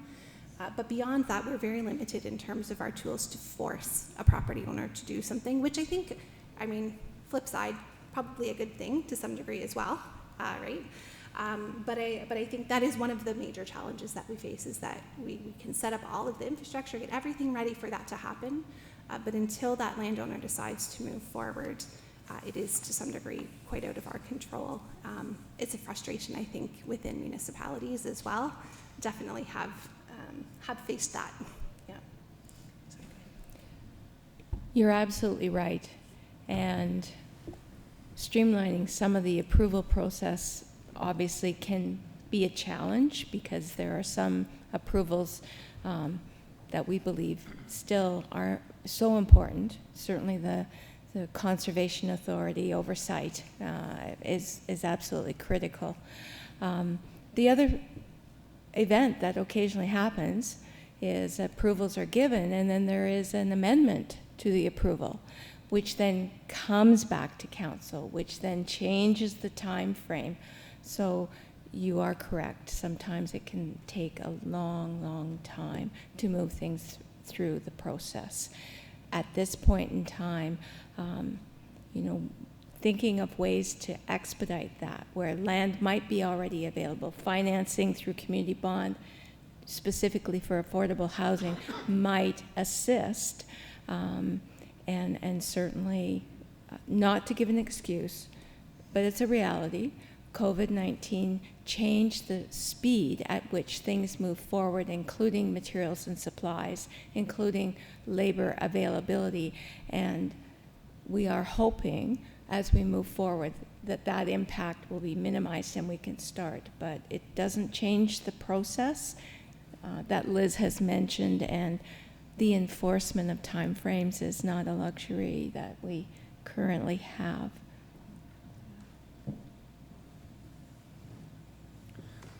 Hello, my name is Joachim Ostertag. Lots of good things have been discussed and talked about systems, about community. The term community comes up all the time.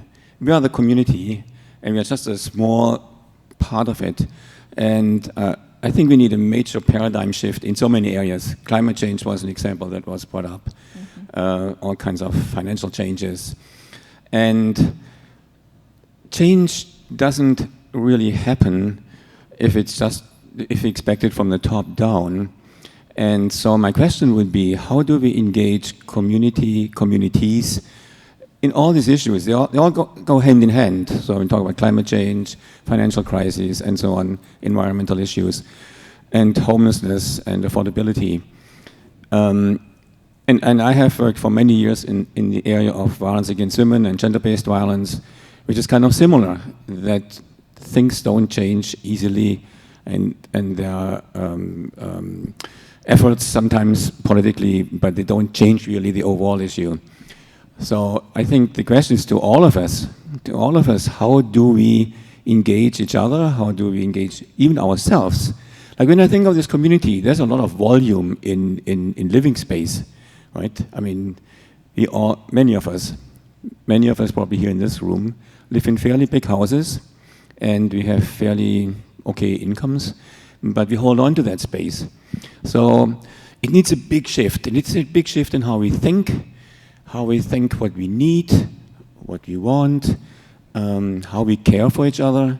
Do we really care for each other, or we just like talking about it? And I think what Curtis talked about goes a bit in that direction too, eh? How do we care? How are we really a caring community? Thanks.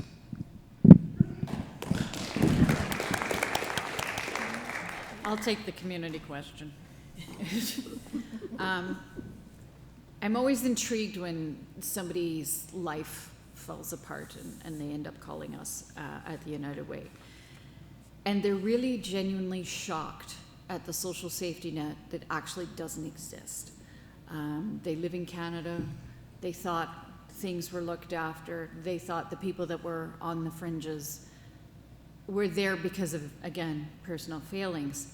And then when it happens to them, they get that diagnosis, they get that disease, they get in a car accident, And suddenly they find out that, yeah, ODSP is $1,100-1,200 a month, and that's what you get, and sorry about your luck, and no, there's no food, and there's no this, and there's no that, and you have to fight for every service going, and here's your wait list, but, you know, buck up. So it's having conversations here, out in the community, over coffee, of, hey, you know, I heard this the other night and it really surprised me. I did not know. Going and staring down a council meeting. I like to do it. I just like to show up for no reason. It just makes them nervous. Because the staff are all like, do you know why she's here? And they're checking the agenda, and then they'll come over and say hi. And I'm just being, yeah, my life is boring. And I get my thrills in very strange ways.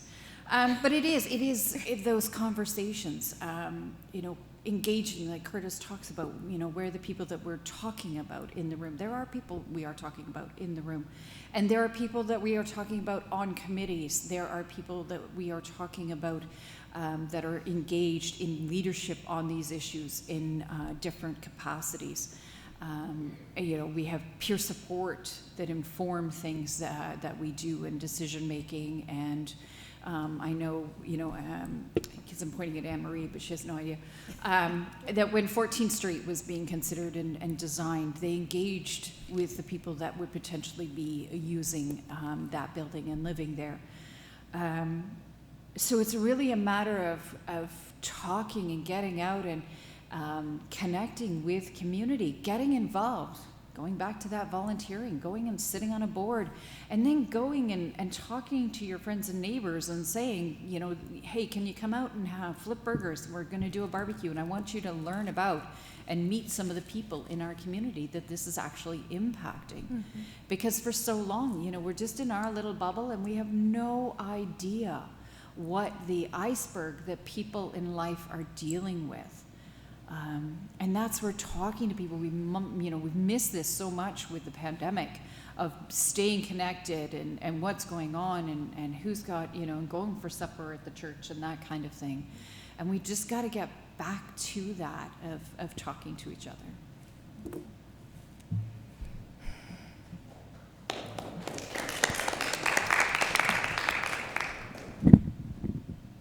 Now it's 9 o'clock. Mind if I just... Well, is the whole group okay if we do some more? Yeah. One more.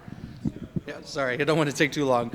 Yeah, like I applaud all of your efforts. I think that's excellent. I'm glad to see everybody here. Reformism, you know, will have to be a necessary tool for us to move forward. But I think, you know, like Curtis was saying, we do have like we've kind of hit a wall, right? And we do have actions that might need to be taken, direct actions, you know, that implied, you know, not violent, but certainly not okayed by everybody, let's say. I live in the country, you know, we've got land everywhere. So many people I know have land. You can't fucking build, right? Like, they don't let me. It's illegal. And like, obviously financially, it's all obviously also like there's a hindrance. So I'm just wondering, like, we will have to take direct actions in the, you know, coming years, decades, as climate change gets worse. I don't know if you know this, but the Great Lakes region is like a satellite place. It'll be one of the last living refugees on the planet as the planet gets inhospitable. So we have like a responsibility socially to like literally build millions of houses in the next like 30 years. I don't know if you're aware of that, but we'll probably have to do that. I'm just wondering, like, do we have some sort of like institutional backing if we do, like, you know, the biggest problem obviously is the police will come in and literally destroy the houses we try to build, right? Like, ultimately that's what it always comes down to. We build houses, you know, homeless people build houses out of like Curtis was saying, like, we literally throw out shit all the time. I work in construction, you know, like, fuck, literally every single day we throw out a house every single day, like, from all the construction companies locally. So we could be using them to do something, but of course we'd have to like organize getting those resources.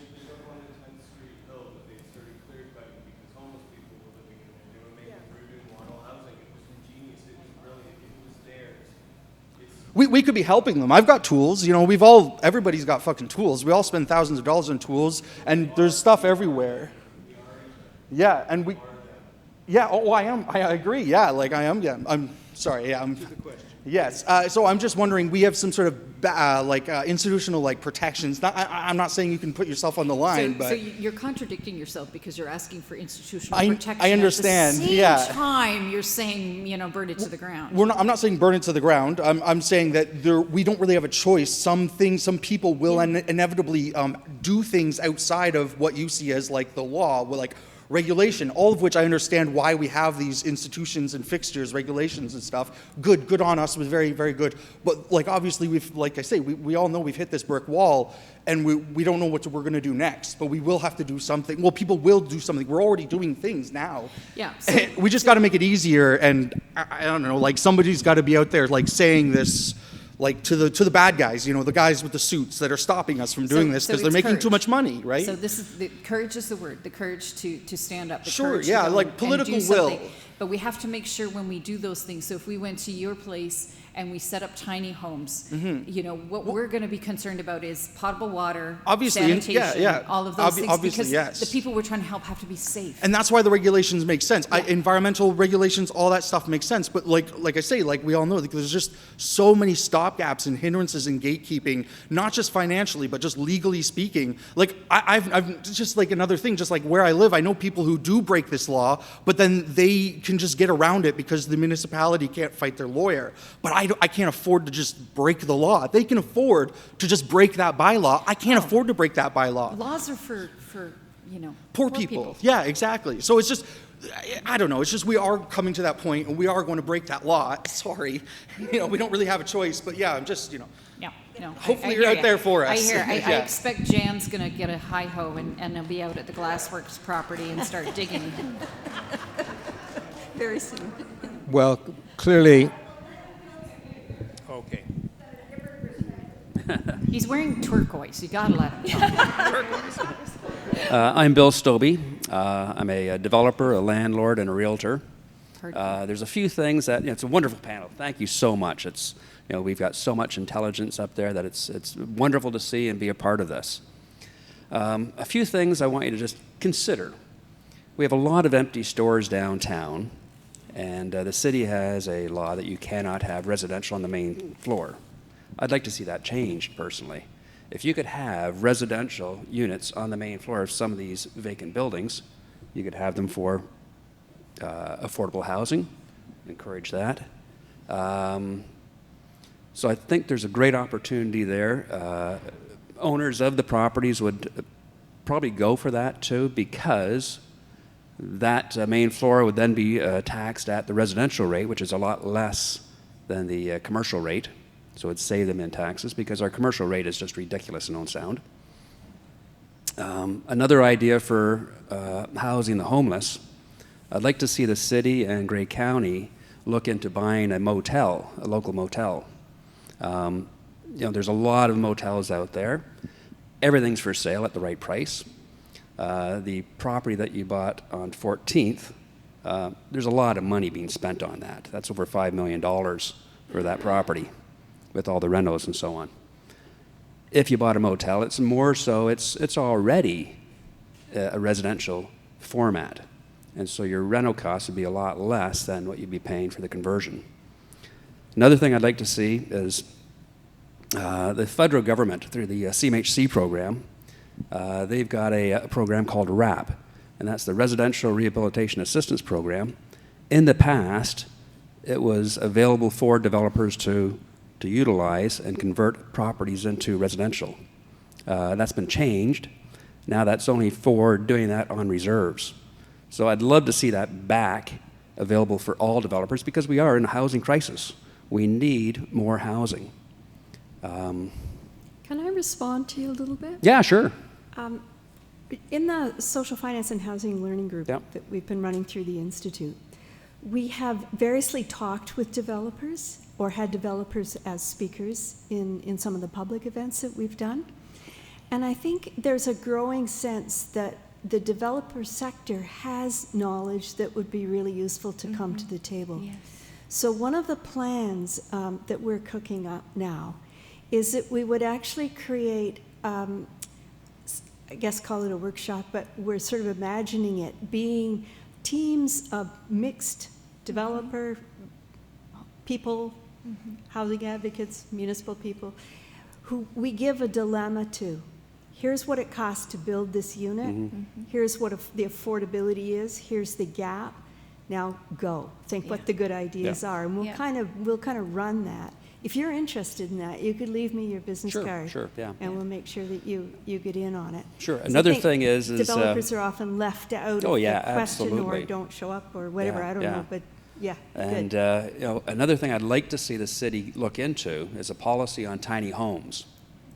We don't have that right now, and we'd love to have that. The city owns a lot of land that would be perfect for tiny homes. It's not suitable for normal home construction because the footprint is too small, but it would be perfect for tiny homes. And I'm thinking along across from the Bay Shore. The city owns a big swath of land there against the hill, and that would be perfect for tiny homes. And I would love to be involved in that. Yeah. And I think there's some building materials there already. Sorry, Jan, could I ask one question back to Bill? I'm sorry. Absolutely.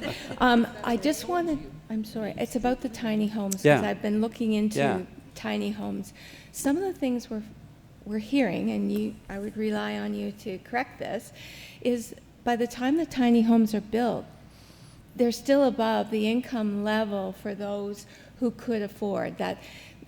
It's almost a bit of a, I don't like the word myth, but inaccuracy that tiny homes are cheaper because they're tiny, but they're still not meeting the needs. Can tiny homes be built to fall within the spectrum that Liz has alluded to? Yeah, there's kind of two theories around tiny homes. There's the shed for a homeless person tiny home.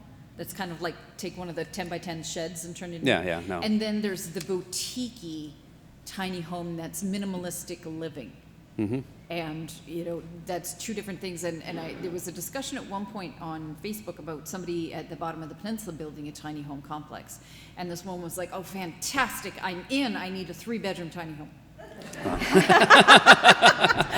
And it was just a single mom who just needed an affordable house. And the guy's like, yeah, that's not the point. But she was like, I need, I got 2 kids, 2 different genders, so I need, 3 bedrooms. But I want small. And that's densification. And going to your main street, you can have any street but 2nd, because I really, I got a tourism history as well. So leave 2nd Street, you got to have the retail in that river district. But Barry's done it with Shoppers. True, yeah. There's a door, if Barry's going to wedge anything, Barry's going to be the one who does it. So that's happened with Shoppers. Yeah. Another thing I'd like to see, too, is the moratorium on development charges. We have that right now for affordable housing and apartments, but I'd love to see that right across the board, which we had before, and that spurred a lot of development. Yeah, but it didn't spur the development we were looking for. And you've but what it does open up more. Homes, we've got a piece of legislation, Build Better Homes, and we have to understand, the municipality needs the money for the sewer, the water, all of that, and the roads, and the plowing, and the sidewalks, and the sidewalk. Yeah, but these are all infill properties, basically, that are already serviced by sewer and road and so on. I'm right with you for purpose-built. If it's habitat, because they're automatically waived for that. Absolutely. But we see too often developers coming in, this is what we're going to do, and it's going to be awesome. And the city's like, yes. And then, oh, by the way, we want these. And they're just, the city's too far in at that point to stop it.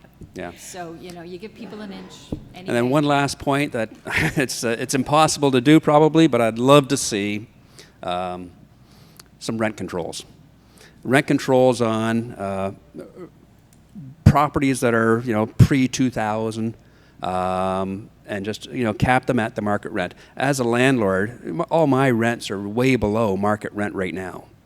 And I love my tenants, they like me.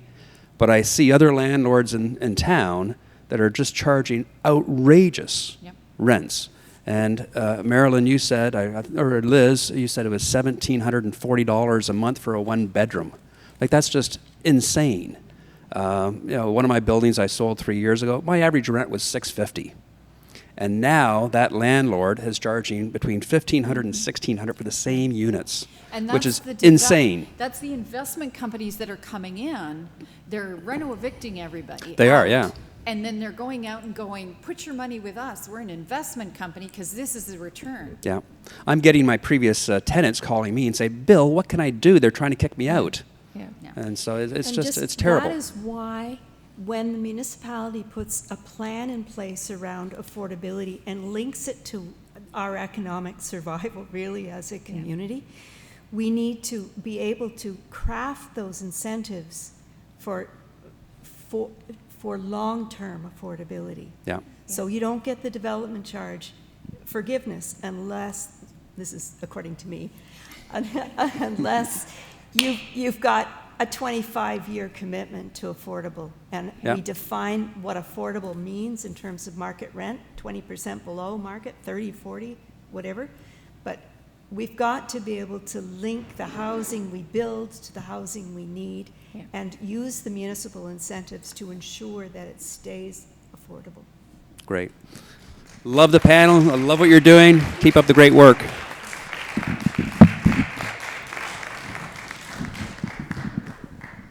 We are going to end, and I just have a couple thank yous. First of all, to our panel and to Man-Marie, thank you. And Michael Craig, I think you all know, started Rebound, and he's left me in the lurch, so I'm doing it. We did have a suggestion box up tonight because we're not sure what we're doing with Rebound. We just know that when we met in January, the question was, what are we doing about housing? So this is what we did tonight about housing. And as you can see, we're not done. So I would really encourage you to sit in small groups and talk and come up with ideas. Put it on the website. I think most of you are now getting our information through the we're only on Facebook. We really haven't, we've done this on no budget, and that's because we're here in the, where are we? We're at the Harmony Center.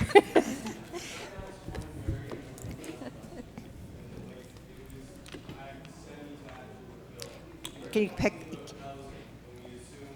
But Curtis, I just need to tell you, we've been taping this tonight because a lot of people asked me if we could put it on our website because it couldn't come.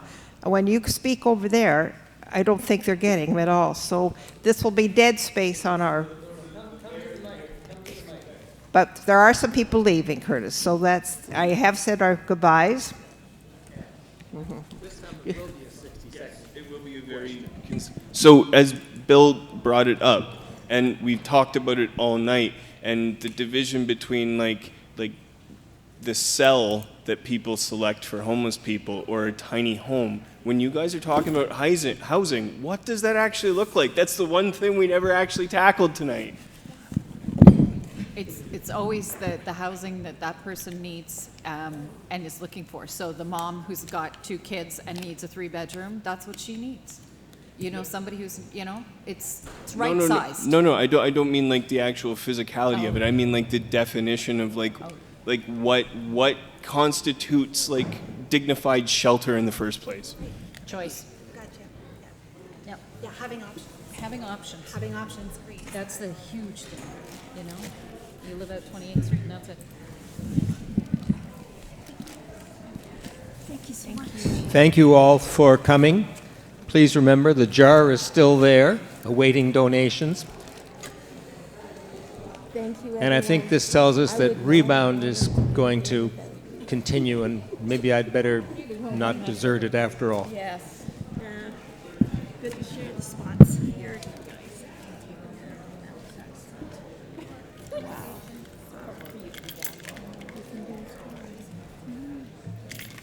wonder about another one of these again that we workshop. Absolutely.